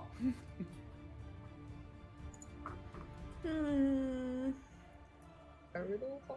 Yes. So with the first stab hitting, I have a clue out, like, since it seems like the person is much thinner than what it looked like before. I'm taking my gun out and shooting directly at the same spot. Pull out that gun and fire a point-blank shot. Thanks to your feet, you can do this without disadvantage. True. It's a very good feat. I love it a lot. Delphine is terrifying. Like, imagine she takes her rapier and stabs you, and then she just like just points at your fucking wound with this contraption. 16? Yeah, 16 points of damage. No, that's a 16 hit with the second attack. Oh, yes, that hits. Yeah. Okay. I need a different die. Oh, that's also good. That's another 11. 11 points of damage on there. So 22 in total. And you do, again, at the same spot, you fire with your bullet going through, and again, your bullet just vanishes underneath that illusionary layer, and it goes in there, and you see this bending over now from the shot. Does it go the other way? Doesn't come out? It comes out the other side, yeah. And he goes like, oh. This is purely for like flavor, but the visuals of like no wound appears, but then there's a splatter of blood and a bullet that comes out the other side. Just sorry. And since she is so close to him, and she saw that the other guy before it had like a dagger rift up, so she will just say, "That's your fault for coming with a knife to a gunfight." Would you like to end your turn on that quote? Yeah, please. Perfect. Which brings us this quote needs to make it to our collection of memorable quotes of this campaign. Indeed. That does end your turn and brings us to Rebus. Well. Does the combat seem like it's going to stop after Delphine? I mean, Delphine is obviously attacking this guy, but Dythun is has the other two. Delphine has this guy kind of, taking care of. What are their expressions? Like, are they,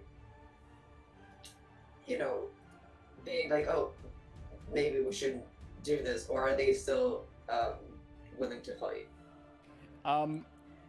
You can, if you want to use your action to make a roll to gauge the scene, you could do that without spending your action on it. You only just in the mess that this current situation is, you only gauge that there's still aggression going on here, and there's quite some chaos around you with a lot of civilians that might also be influenced by this. I'll spend one of my actions to. You only have one action.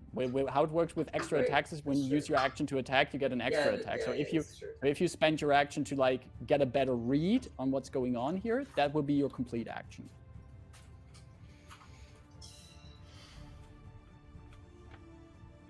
There's no way I can put myself between these people and the civilians, right? They're too widespread everywhere too.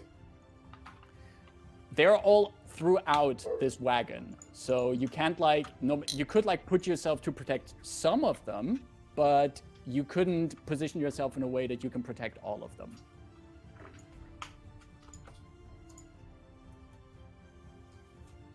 Great.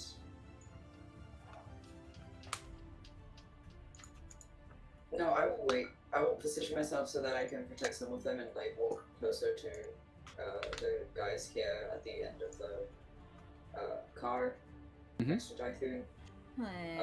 And we'll pull out my glaive defensively and kind of make sure that any attacks and anything come at me and not at the people in the car. But I really don't want to fight.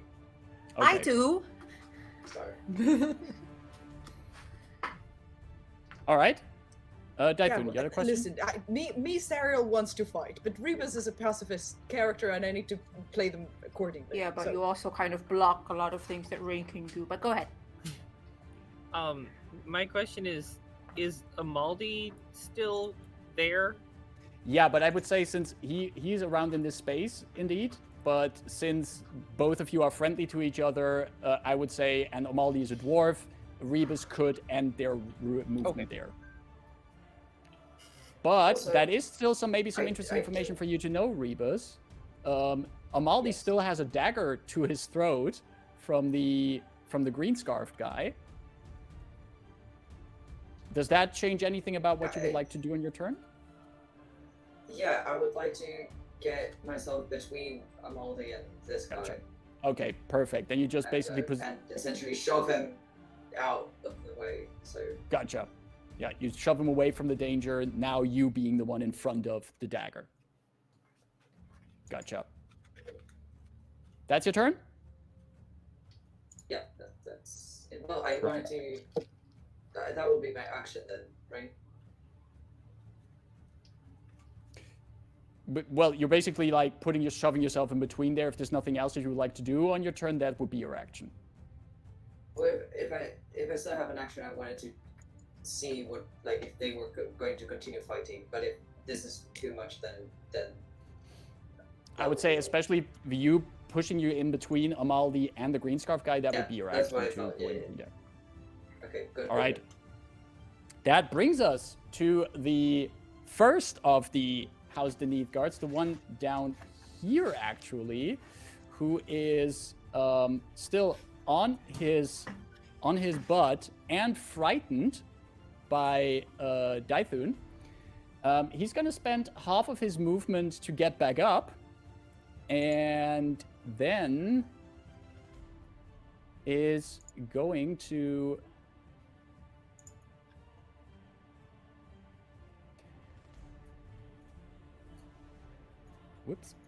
going to move over here out of the wagon. If Dythun, he would be in opportunity attack range for you. I did say I had the javelin, so I guess I have to use that, huh? Yeah. Okay. I can use that as a melee weapon, right? Javelins work that way? Yes? Okay. Right. Okay.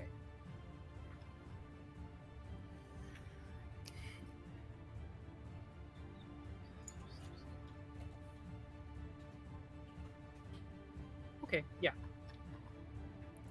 Roll me that opportunity attack.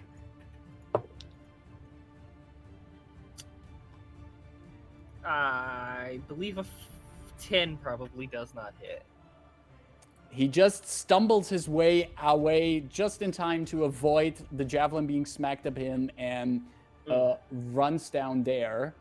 And that ends his turn for now. And that brings us to the second one. He is up above here with Delphine. And this one is going to reach underneath his illusioned appearance, pulls out a dagger, and is swinging at Delphine.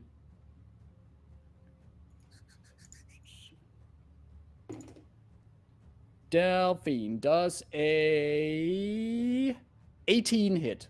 No.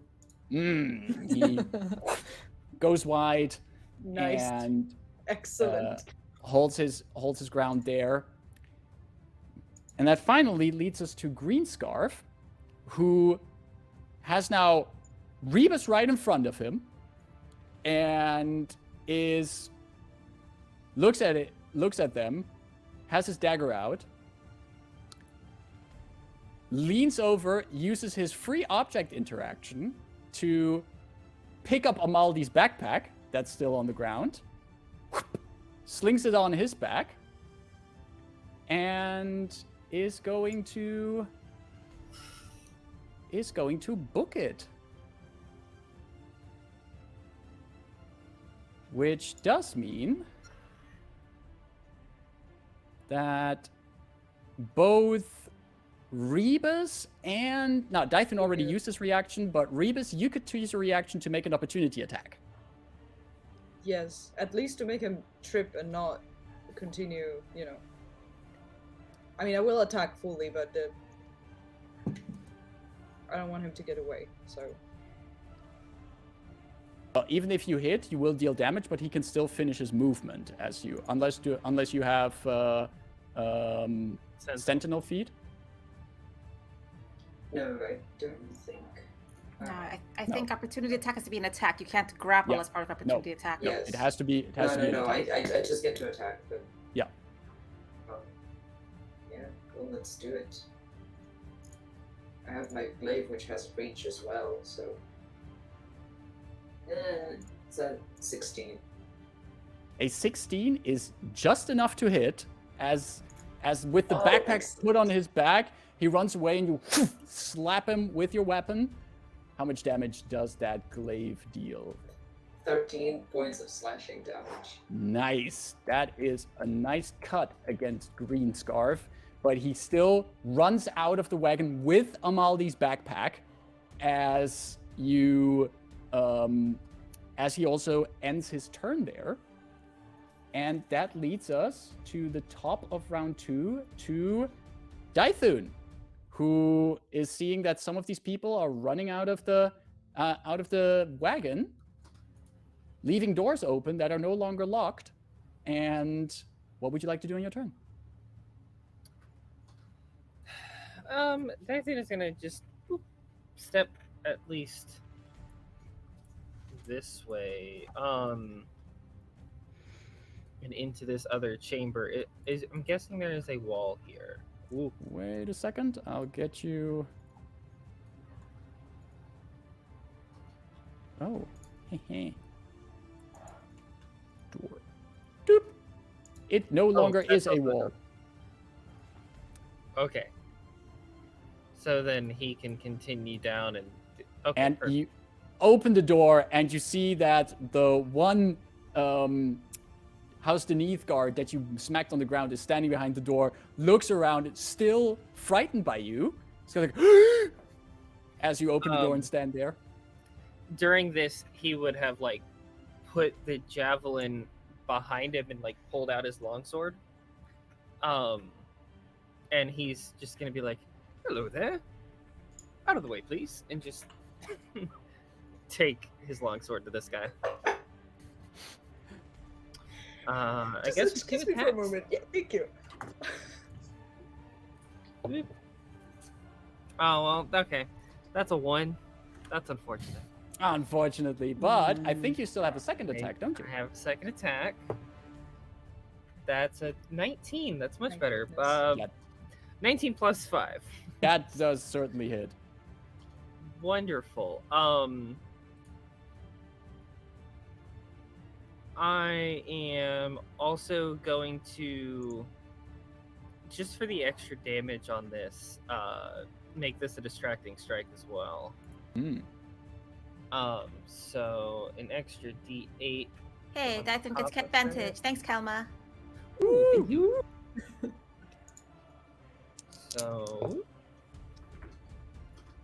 So 9 damage total on that strike.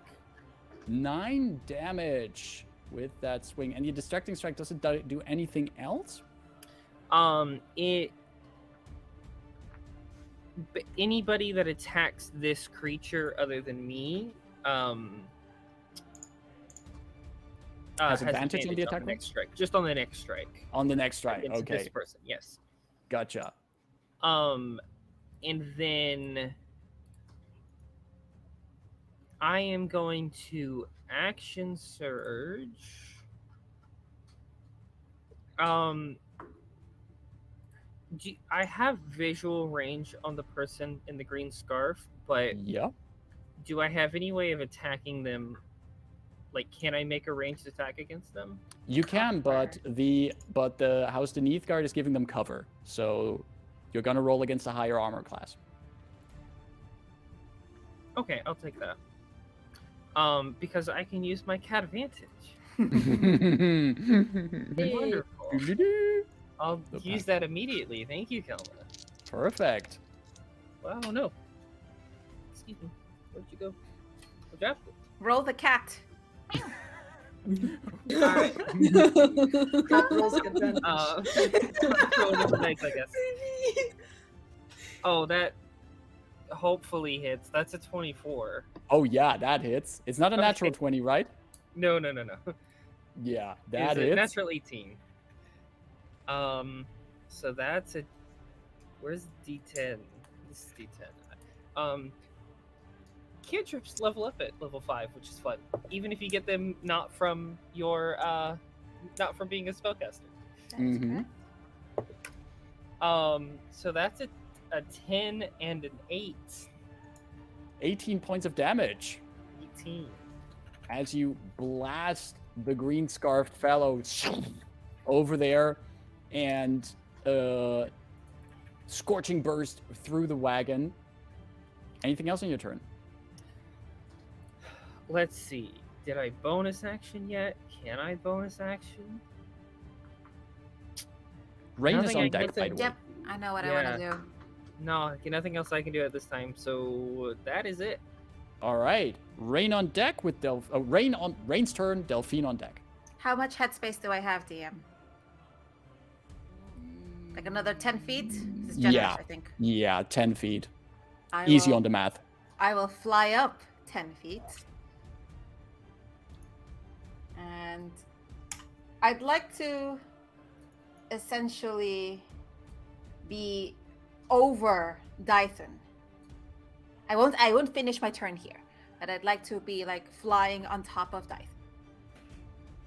Flying on top of Dythun Like with over the... Dythun's head. Even Okay. if my body is like angled. Gotcha. You do feel the breeze and movement of the lightning rail as you go up, the wind blowing in your face, and you are hovering over Dythun up out here. Just to clarify, this area you are here outside is outside. Like it's like this little intersection of wagons in a train where you briefly go outside to go to the next wagon. So I will have like literally clicked my heels and started flying. My hair is like all like storm out and wild. As I look at the two guards, I said freeze. And because I'm up above, I want to point a cone 30 feet from me at an angle so it does not hit Dyson specifically, thus me flying. And I am casting Rhymes Binding Ice. And the burst of cold energy emanating from me in a 30-foot cone at those two. And each creature in the area must make a Constitution saving throw. Each creature needs to, as you let out a freezing blow, Constitution saving throw. Let's DC start 14. DC 14. Let's start with the guard. Whew, no, that fails it. And let's go with Green Scarf. That is a total of 15. Okay, that 15. green scarf fails it, right? No, the guard fails So- it. I can't What's the DC? reaction during my own turn, right? No. Okay. Let me roll some damage. Ooh, 8 plus 6 is 14. That is true. Plus 18. So the one that failed takes 18, and the one that succeeds takes 9. Okay. And the not green scarfed one, Mm-hmm. which failed it, correct? Yes. Is frozen. Movement 0. So Ice. absolutely no movement speed, is basically his feet frozen to the ground. On a failed save, the creature takes 3d8 cold damage and is hindered by ice formation for 1 minute or until another creature within it uses an action to break away. A creature hindered by ice has his speed reduced to 0. So as I say, freeze and kind of throw the cone of ice, their feet are literally frozen to the ground and growing icicles. And you do indeed freeze him to the ground like that. Anything else you would like to do while you're flying outside? Just did your cone attack. Is there anything else you want to do in your turn? I will, for mechanic purposes, I will finish my turn behind Dython, but nonetheless floating 10 feet up. Gotcha. So not in the same space as him because it's complicated. And I will make that a quicken spell. So that was a bonus action? Now it's a bonus action. And I want to aim at Green Scarf because it's not very nice of him to be running away like that. Not at all. I would like to have it cast... I am casting Mind Slipper at it as a cantrip, and I would like it to make an intelligence saving throw at DC 14. Intelligence saving throw at DC 14. That is a total of 18. Nothing happens. So, reach out. As my eyes kind of flash gray and the spell doesn't like hold, but like, come on over and I'll make this quick. Please? By the way, are you seeing anyone? That's my turn. Perfect. That ends Rain's turn, brings us to Delphine with Rebus on deck. Okay, so shouting over like that guy beside me, he has taken quite a bit of damage, so shouting to Rebus, who's standing like around 40 feet away from me. So still in range for him to come over and stab that guy behind me. So I'm basically shouting over like, Rebus, here's a free target for you. And then I'm casting I'm casting a spell since Rain and Delphine don't see it, but probably Rebus. So I will cast Freedom of Waves. Okay. And like Rebus could see that there is suddenly water flowing around Delphine's left hand, and as if she is conjuring it from somewhere, and then smashes the hand on the ground, and it targets the guy with the green scarf down there in the 15-foot radius around him. It's 120 feet range. it's a very, very large range. So, and he needs to do a strength save. Hopefully. Wait, just double checking something. So from all the way from your position, you Yes. look down the wagon. I mean, Rain is flying No. Yeah. I don't think it's not impossible. I just want Yeah. to illustrate quickly that Yeah. you look down the wagon, you focus your magic, and you're going to cast Freedom of the Waves into that other wagon for water. On gathers that around- guy, basically as if suddenly a pool of water is coming from the ground, smashing the guy up, Mhm. or trying to smash him up, basically. Did you say a 10-foot radius? No, it's a 15-foot 15 radius foot. and and 10-foot cylinder around the area. Because I think just to If there is anyone else in there, I'm sorry. By the way, Delphine has advantage thanks to Virtual to Viking. Woo, thank you. So, just to illustrate this real quickly, with a 15-foot radius on this spell, Centered around that guy. Do you need to Yeah, that's fine. know where you're casting it? So if Delphine All- is in there, he automatically succeeds because I can make people automatically succeed in a number of like, Oh, you can Right. choose. Okay, good. yeah, yeah, you can up actually to my spell. spellcasting modifier. So yeah, Gotcha. Oh. Interesting. so your feet get a little bit wet, and Well, a lot of your clothing's. All right, so you summon this tidal wave of water into the room centered on the green scarf guy who has to make a strength saving throw. Yeah, and the other guy was frozen probably as well, but Yeah, both of those have Yeah. to do that. Mechanically, my guy is not considered grappled or anything. Just move him to Sad. 0. Gotcha. All right, let's start with green scarf. Strength saving throw. I hardly ever roll these. No, that fails it. What number Frozen is it? guy. That was a total of 5 he had. yeah, that fails it. And the other frozen guy, Okay. that's a total of 17. So Yeah, that makes it. that makes it. But he's frozen, so that's. I have a point of question.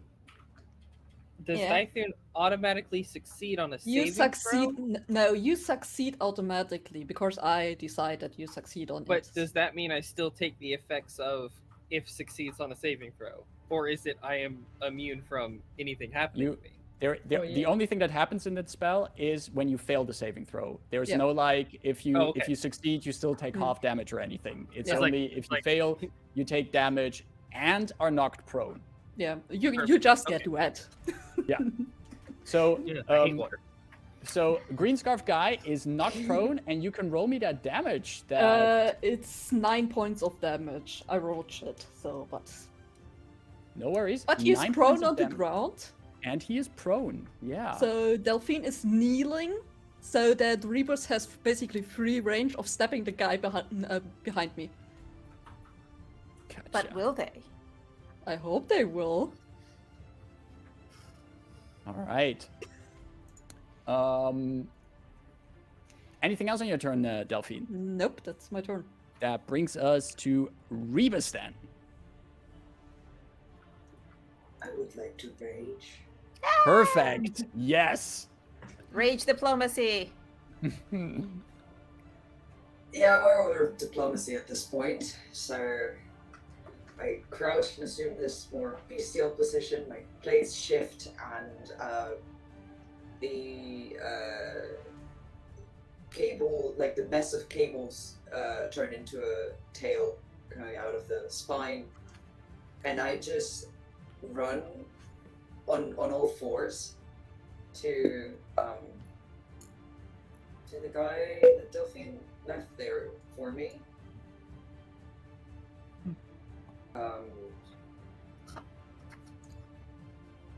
Oh, And you in for it now.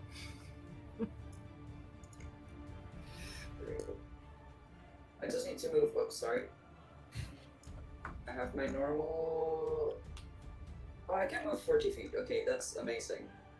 Yeah, I essentially just jump on him like a predator, like an animal.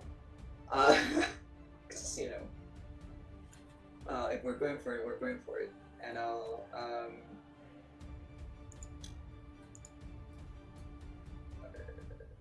actually, I won't use the tail. I will use the bite form because that makes more sense for this. Mm-hmm. So my helmet, my cracked helmet opens, and there's a bunch of like teeth, rotated teeth. And I just bite you. By the way, see how that goes. An 18 to hit. Yeah, that hits. That bite sinks in. Oh, I rolled really bad damage. He gets 4 points. 4 points of damage as you bite in there. Piercing. Yeah. And I get to attack again, I guess. So. Let me check one thing.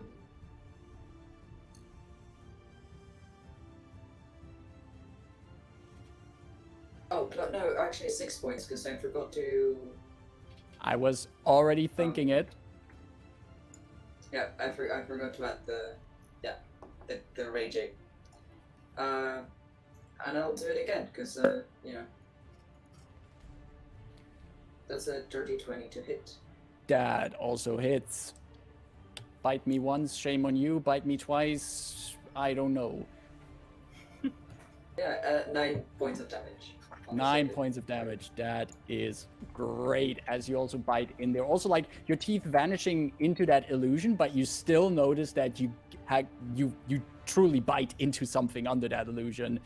And this guy just like, oh, groaning under the pain. I would, by the way, also say currently, before you end your turn, you would have to end it in another space than the one you're in right now, because even though Delphine is an ally of yours, you cannot end your turn in her square. So you could, for example, end it on one of the tables, for example. Could I be on top of the guy? Since I am literally like, or would that count like grappling? No. Okay. Yeah, you could go over there, and as you all around you, there were at first people in the chairs and around the tables around you, but already when Delphine came up here and shot a guy, and now there's a raging warforged that is biting into someone, the people have like run away from there, and they're running southward out of the wagon, and you hear one, "Oh my, how uncouth," as she runs away from this wreckage. To be quite honest, I don't know if I've ever seen a Warforged attack this way, because Rebus right now is more of an animal than a humanoid. Right. But, that's what happens when we rage. That's my turn. That is your turn, and that brings us to this one frozen guard down there who is frozen shut, and Ida, remind me again, he can use his action to break free, right? I do believe so. Or does another creature have to use an action? Let me clarify that for you right now. Rhymes bending ice. Or until it or another creature within reach of it uses action to break away the ice. Cool. Okay. He is basically frozen right now, but he is going to spend his action with Dythun still next to him to break off the ice, and is going to run. Run.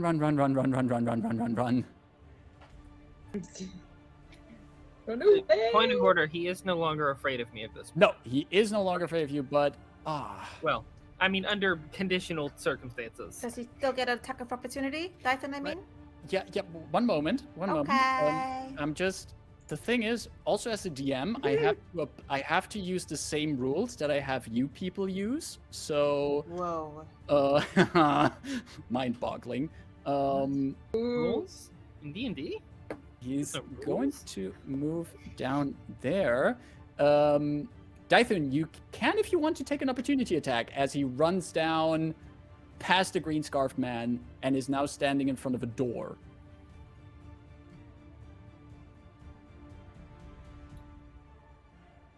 No. Oh. Well,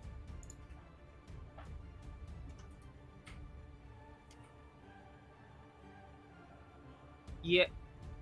Yes. Because I don't think I'll get another opportunity attack before I get close enough to Green Scarf Man, so I might as well take it on this guy. I trust that you will make the right choice. But Yeah, you have to make the choice. The problem before is Green Scarf guy was in my range, but now he's Mhm. not, so he's gonna move before I could attack him anyway. So Mm, I'll attack this guy. Sure. Mm, Power to you. But he is prone, so Green Scarf guy only has half movement afterwards. Yeah, I still can't move closer to him before he moves though. Yeah, true. So I might as well. I you had just the let long him? sword out. Mm-hmm. Yeah. Okay. Hello. I think that was a 16. Charlie just knocked my dice out of the way, but I'm pretty sure it's that 11 plus 5, 16. That also does hit as this person runs away. And how much damage does this do to this fleeing individual?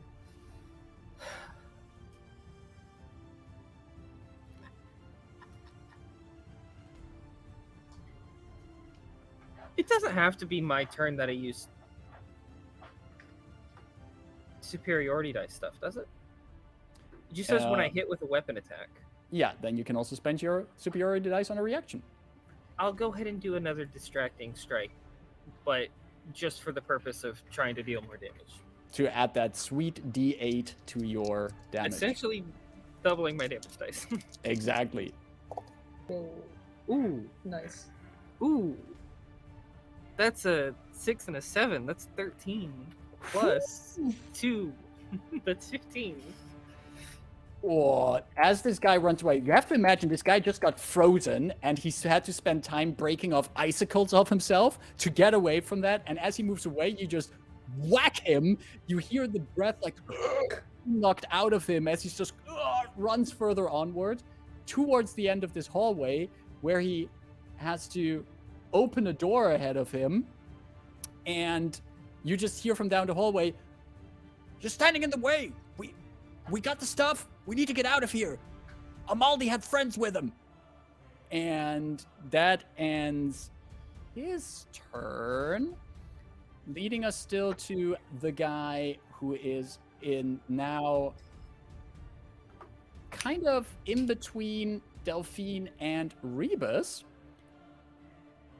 And he really doesn't like these odds. He looks at both of you,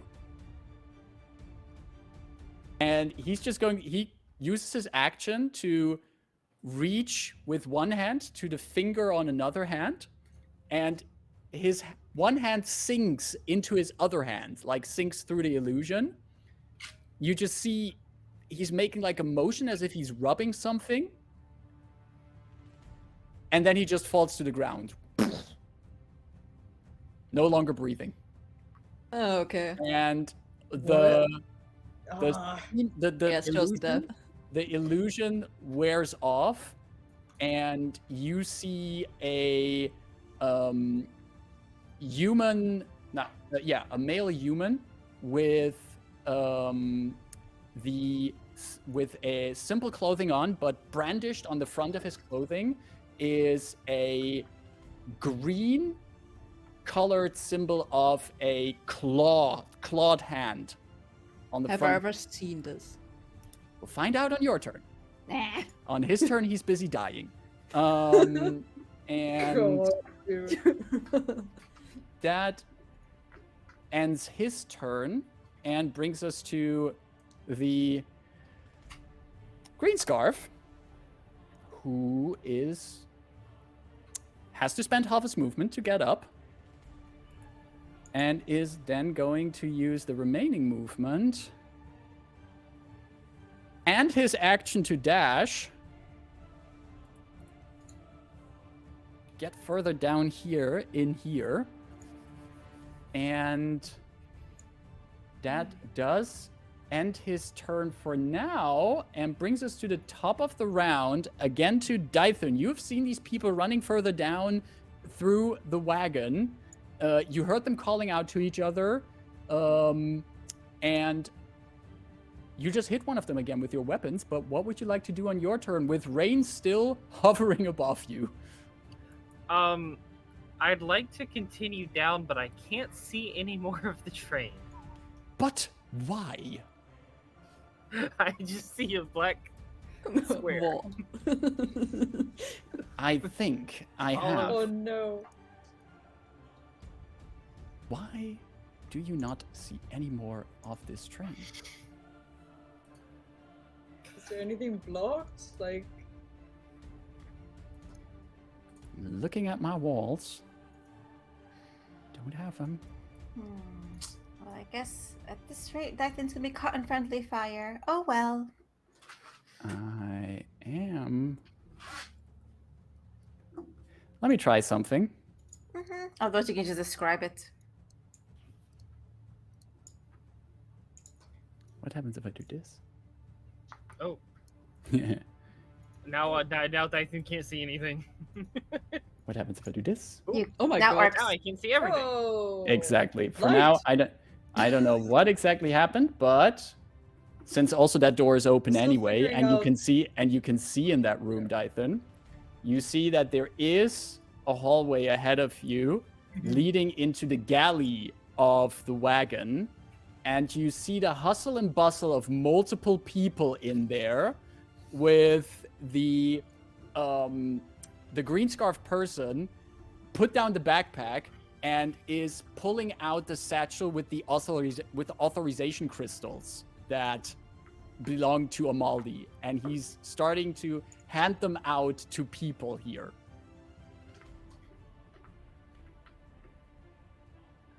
Right. So.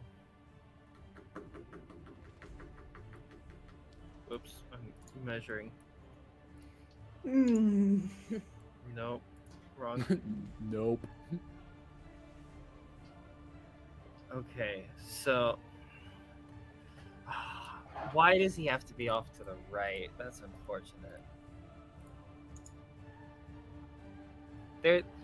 I know what I want to do, but I also know what I should do. I really want to catch 5 people in a line with my lightning javelin. That would be so satisfying. But I really need to. Goals. I mean, As a ranged weapon, you also need to step back, right? not if Otherwise I'm attacking a target over there. But It magically turns into a lightning bolt. but as a ranged weapon, you still have disadvantage when you have an hostile 5 feet within you. I learned this from years of having a bow. unless the javelin is magical and doesn't. When make you more sense. hurl it and speak its command word, it transforms into a bolt of lightning, forming a line 5 feet wide that extends from you to a target within 120 feet. Each creature in the line, excluding you, and the target must make a saving throw. You're not making an attack roll with this weapon, so there's no I mean, disadvantage on it. I do also attack the other person, so I guess yes, I would need to take a step But back. technically, you're not making nothing in the description says make a ranged attack. You basically say pick a target, and the javelin turns into this line of electricity. There And is then no okay. attack roll involved here. The targets only make saving throws. If I read The it correctly. I do need to like hit a the like target. a spell, like a lightning spell. See, this is what we ran into with the other Half as much. time. The lightning bolt turns back into a javelin when it reaches the target. Make a ranged weapon attack against the target. Mhm. Right. Which is then what Ida is correct in. Yes. Since you're still within 5 feet of someone in melee, you would make that part indeed with disadvantage. So Unless that's the point. you step back. I would need to be there, which I don't have line of sight on that guy anyway to really make an attack. Right? But Like- if that guy is handing out the crystals to the rest of the people, and the rest of the people are not there anymore, then he can't hand I out the might as crystals well. anymore. Yeah, I might as well just chuck it at the guy in the back and I- make these other 4 people make a saving throw. I will say, Like they however, disappear. just so you know and can make an informed decision, if you target the guy all the way in the back, there is 1, 2, 3, 4 people in that same line. Mm-hmm. I would call that heavy cover for that last guy. So we add +4 to the armor class. to him. Whew. Oh no, you no longer have cat vantage. You spent your cat vantage. Yeah. You can try. Captain, I think, is good at this. I mean, at the very least, even if I miss, that's 4 other people that have to make a dexterity saving throw. Exactly. Can I give So- my cat vantage over to Delphine? No. No. No. What's that? Can we It's decide on fine. an action? Yeah, Yes, that's what please. I'm saying. I'm just gonna attack the guy in the back. Even if he has cover, it's fine. We'll go for it. So, Just roll good. the first 4, I guess, are making dexterity saving throws, and then I am rolling to hit All a right. higher AC on the guy in the back. Dexterity saving throws coming right up. And it is DC 13. DC 13. Let me quickly check out for that.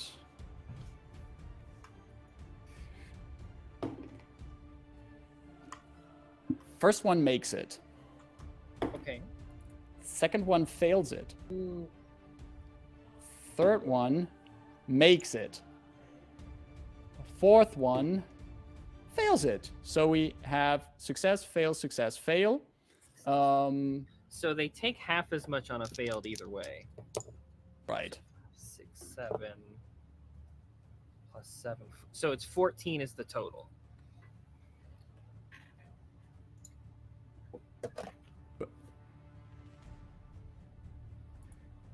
And ooh, that one's looking rough. And then the 2 hit the guy in the back is a 19. 19. Let's add in. Ooh. His armor class is 11. With full cover, it's 15. So you still hit in the back for. Wonderful.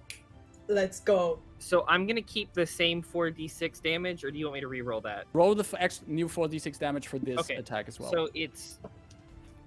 So it's 6 for the weapon plus 1, 5, 6,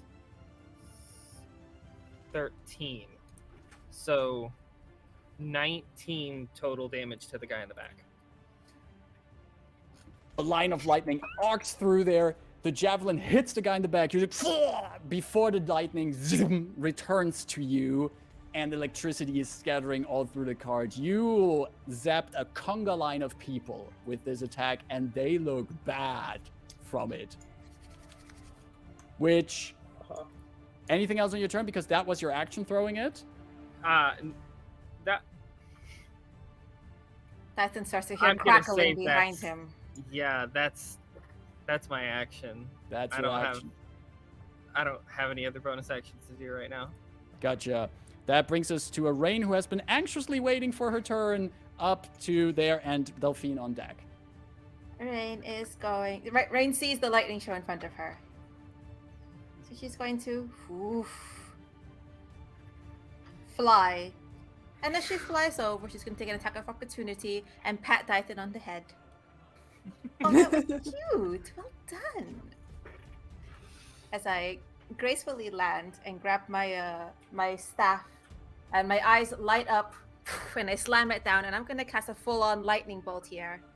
I need everybody in that straight line to make a dexterity saving throw DC 14. And I will roll 8d6 lightning damage. I was just ready rolling dexterity saving throws, and here we go again. All right, here again. Conga line of destruction. First Don't one. put your villains in a row, Marcus. You should know Never- this. Never put all your villains in the same basket, right? DC 14, right? Yes. Okay. First one fails it. Second one fails it. Third one fails it. Fourth one, natural one, fails it. And the last one, the fifth one,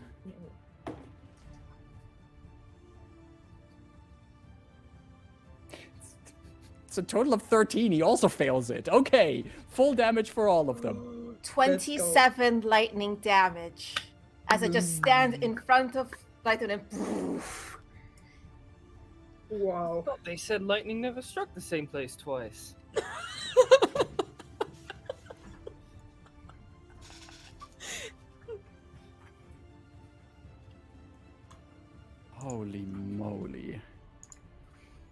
Okay, adding quickly all his damages down here. The first guy in the line, the one that has been running away from both of you for a while, the one that you froze before, crumbles to the ground, shocked to death. The rest of these people in the line all look terrible at this point, and you actually see all of them have been covered by also some kind of illusion that starts to falter and flicker all over them, as all of them had an illusion cast on them to look like House Beneath guards. But there was something else hidden beneath them that is now barely holding on, as these people are barely holding on to life. And just remind me, this is the green scarfed friend. Yes. Okay, so he moved past his allies. Yes. I have no line of sight on him despite the No. the map right now. That is clear. I actually don't see him, so my character doesn't see him, the player does. I have no more movement. Yeah, not even to float back up. I am on the ground. And as the lightning and everything just crackles out of me, just for flavor, I'm going to lean on this side of the cart and be like, those aren't yours. That's my turn. All right, Delphine. Oh, that's spell slots. Okay, do I recognize the symbol on the clothes of that person? Absolutely. You served in the war. You absolutely recognize this without a roll. This is the symbol of the Emerald Claw. And this was a group of Karrnathi soldiers that were kind of like the elite group of warriors for Karrnath. But that since Karrnath's change in attitude towards their use of necromancy and also change in their state religion, the Emerald Claw has been outlawed. But you do know that there is still a group of the Emerald Claw is still active and is still working to try to return Karrnath to the old ways of more control over the dead and a more expansionist attitude to the country. Hmm. And it surely can't bode well if there is Emerald Claw people trying to steal your authorization crystals to go into a different plane. But they are basically a group acting on their own. Yes. Okay. Yeah.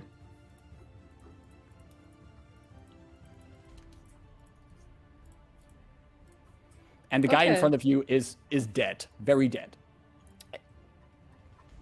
Serial, remind me, how much movement can a Rebus do in rage? I don't know if rage enhances my movement. I don't think so. don't I think know so. you have I more can move movement than I 40 have. I have 40 feet. Yeah, okay, because in whatever I do, I will not make it down there. Or help them in any way, and you have a higher chance of doing something down there. So I will basically just give you a Also, punch. my glaive has 10 feet reach, so I don't Yeah, need to get that's why I'm saying you're still way better off than I am in that situation. So I will basically give you a punch, and so that you retain your rage. Excellent. And then Thank you. and then I will move to the side, and so that you have like space to move downwards. Wait, let me try to hit you. I would assume you can hit Rebus without any effort. Is there anything else you would like to do on your turn just after hear giving? But I just Growl. can't do any damage to him. No, it's excellent. I'm crouching down on this person that has been like mauled, and just like turn to you and growl. Yeah, I'm basically giving a slap on the hand and Thank point you. downwards. Yeah. Right. All right. Anything else you would like to do on your turn? Nope. Okay. That was Delphine, and that brings it up to Rebus, who just got punched by Delphine and has a free runway to go wherever they might want to go. I will dash down. Mm-hmm. Because I don't know if I'm going to be able to reach anybody unless I dash, so let's do that. I can get behind my room. Yup. So, yeah, I'll do that. The baddies are also going to pull out their lightning bolts. Ah! Can you move? Then you need first to move out of the tiny space into the room, and then you can move downward. Move into this dead guy's Very good. space and then go straight down. That's my recommendation.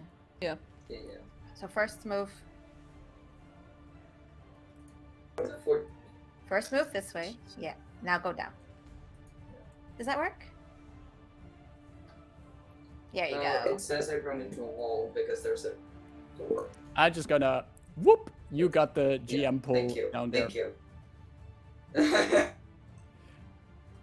All right, you yeah. race down there that hallway. You're now right behind Dythun. I get there after running in, like, with my glaive on my back, running on all four, and I stand behind Dythun and I shout to the people behind, "Where do you think you're going?" Back there just says, "Don't, what the hell?" Oh, gee, okay. All right, and that's your turn. Yep, that's it.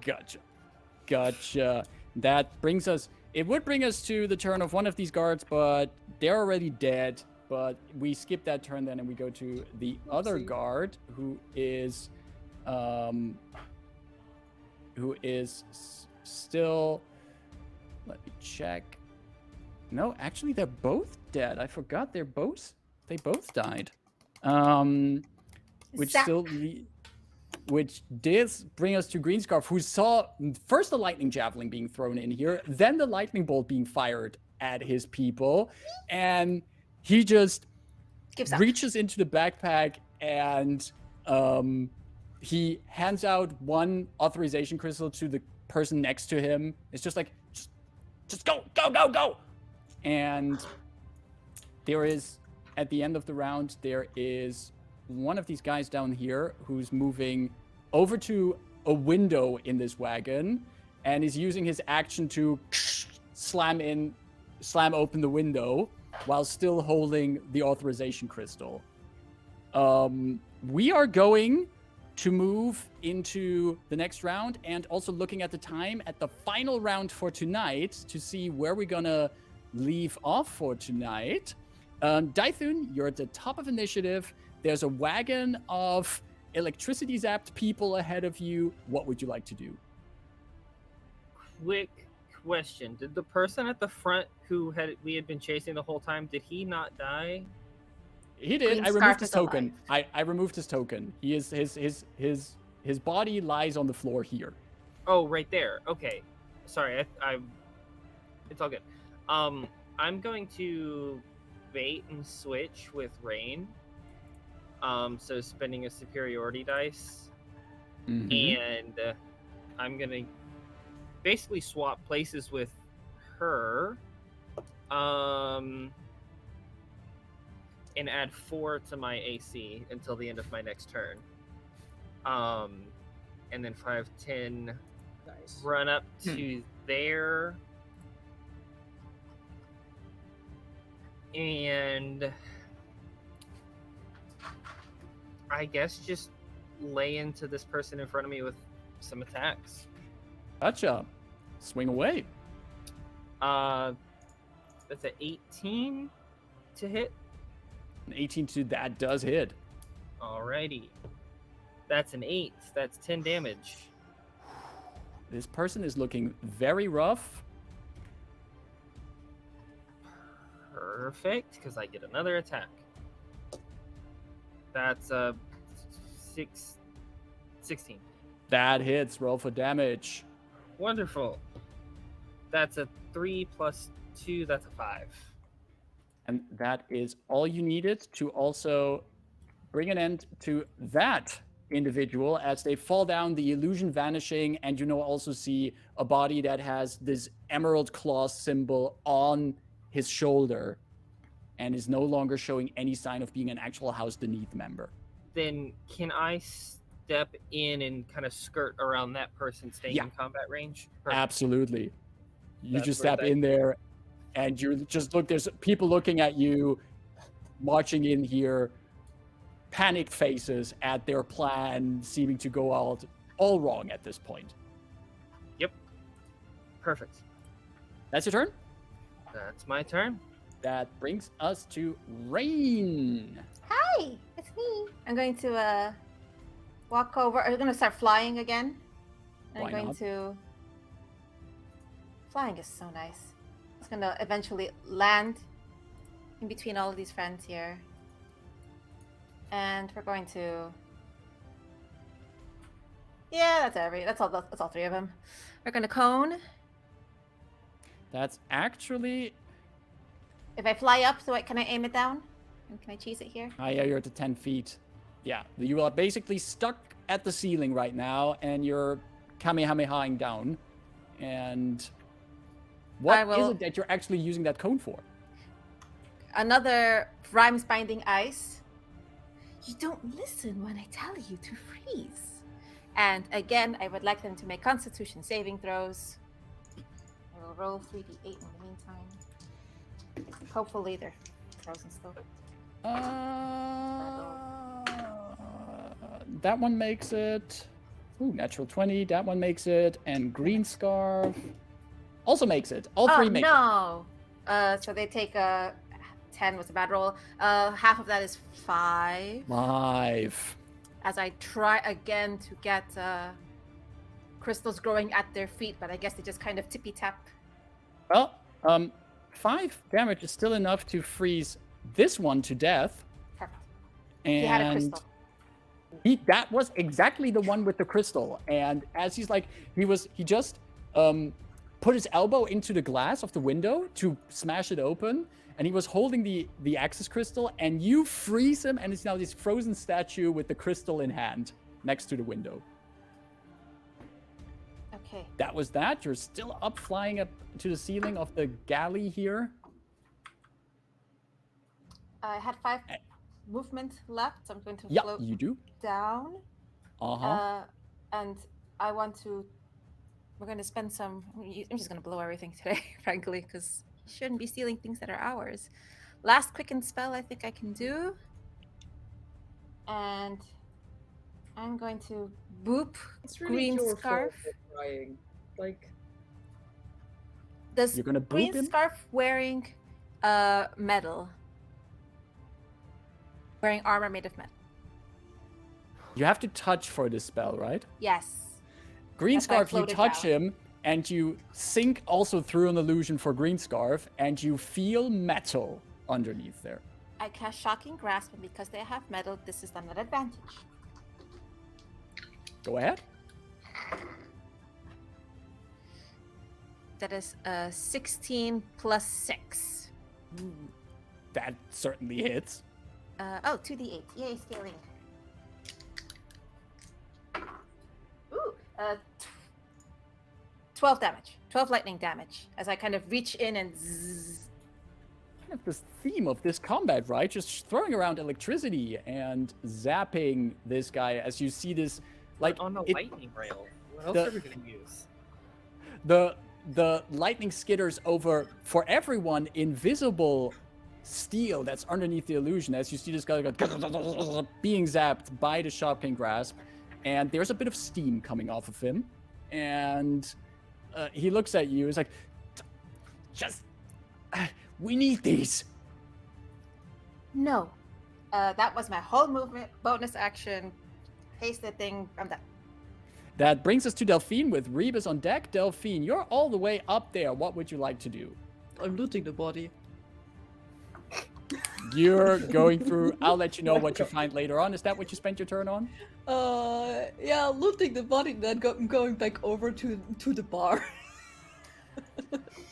Like totally On brand. calmly, like, yeah, okay.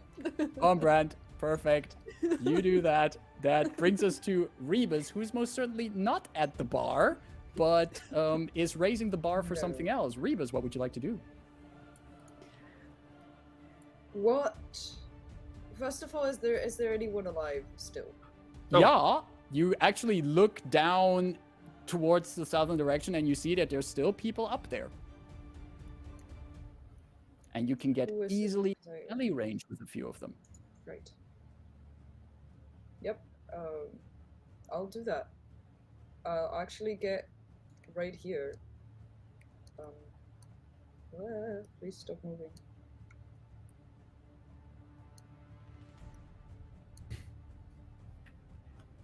Right there. And get my glaive and just hack at them. So first, Are you ooh, it was almost a natural 20.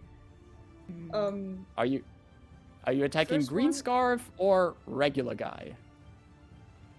Regular guy, 15 to hit. That's not it, unfortunately.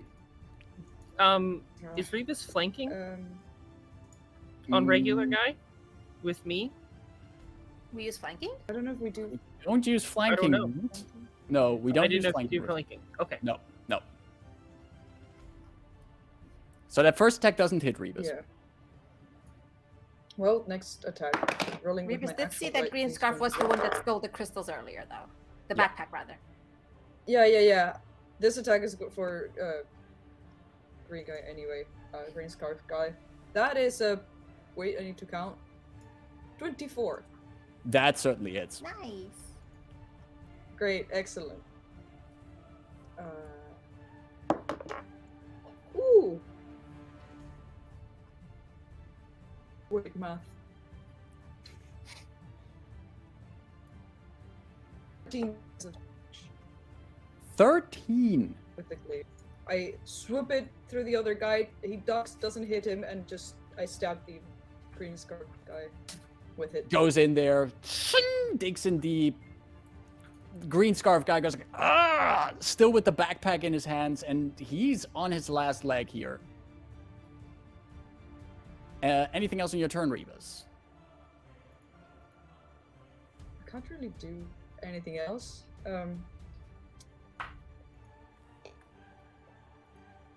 So that will be it. That's all That- this does.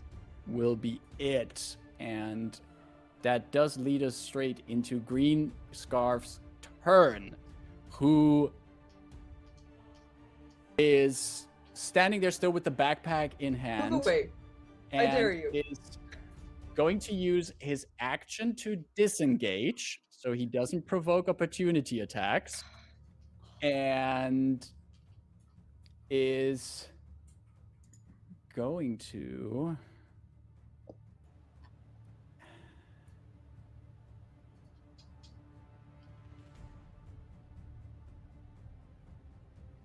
move over here.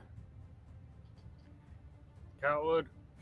Uses his free object interaction to hand another access crystal to his companion next to him, and then just shouts, "Get an exit! Get out of here! We'll travel the rest by foot." And the other guy just nods, okay. But these people in here, you have severely damaged them at this point. You certainly have the upper hand in the situation, but they currently still have your access crystals. There is still mayhem in the passenger and in the dining wagon up above, and you are facing the rest of these Emerald Claw members who are trying to get rid of your access to Daanvi. If and how you're going to succeed to stop them, which, to be honest, you're doing a great job right now, we're going to find out next week in our next session. God. Let's just play for 3 more hours. I mean, I have time. Yeah, can we just, now that I finally have Rebus unhinged, like, can't we just, I get to attack for once. You did a lot of attacks in here. You got you leapt on someone, you bit someone, you got to rage. Rebus is fire. letting it all out. Yeah, it was very satisfying. and all of this lightning damage on a lightning rail. That's poetic. Ah. All right, so that's it for today here on the Convergence Manifesto, and we will be back next week. But before we head out, do we have any announcement, anything going on we would like to share before we head out? Is there any announcements that, Ida, is there anything on your list you would like to share with people? Oh, goodness. I think for the last 2 or 3 streams, I've said TM soon. We're still in this TM soon phase for requesting players for the Roll for Good charity event happening 22nd October. But to the people watching now and maybe in the VOD, if you are interested in helping out a really well-oiled, friendly, like-minded, welcoming community with some production back-end work, if you have a good machine and a good internet connection and are willing to learn a few cool things from experienced people and help us out with production, we could really, really, really use your help, please. Contact me directly at In The Pan. My socials are there, and I will get you hooked up. That's Roll for Good. On the 25th, so I will remind everyone again, I will be playing with Karrnath, another masks game, and we will be raising funds for the National Network for Abortion Funds, which provides financial aid to those where financial limitations are preventing them from getting safe access to abortions, which is a human right, period. So that'll be the 25th of September. And it might be too early to say this, but screw it. On the 31st of October, I'm going to play with Dungeon Delphs, and we're going to play Monster of the Week, and they're making me a cool animated avatar. It's going to be a VTuber stream. I'm so excited. Okay, I'm done. That is so cool. What? Yeah. Oh, that's amazing. I'm so jealous. For the Dungeon Delphs thing, this is super cool, and I just dropped the link to Dungeon's Twitter. You should also check out their previous game they ran with Masks rule system and actual avatars on screen and everything. It looked super cool. It's on their YouTube, and it's really cool to watch. And I'm already very excited about seeing that result, how this is going to look. So definitely keep an eye on that. And follow them on Twitter for their amazing, very relatable TTRPG comics. They're so sweet and wholesome. And it's like, that's me. Yep.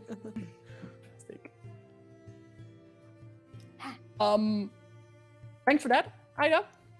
Yeah. We also have a few things here on the Horde of Tales still in the pipeline to finalize, where we're going to share some more news as soon as we have some more details on them.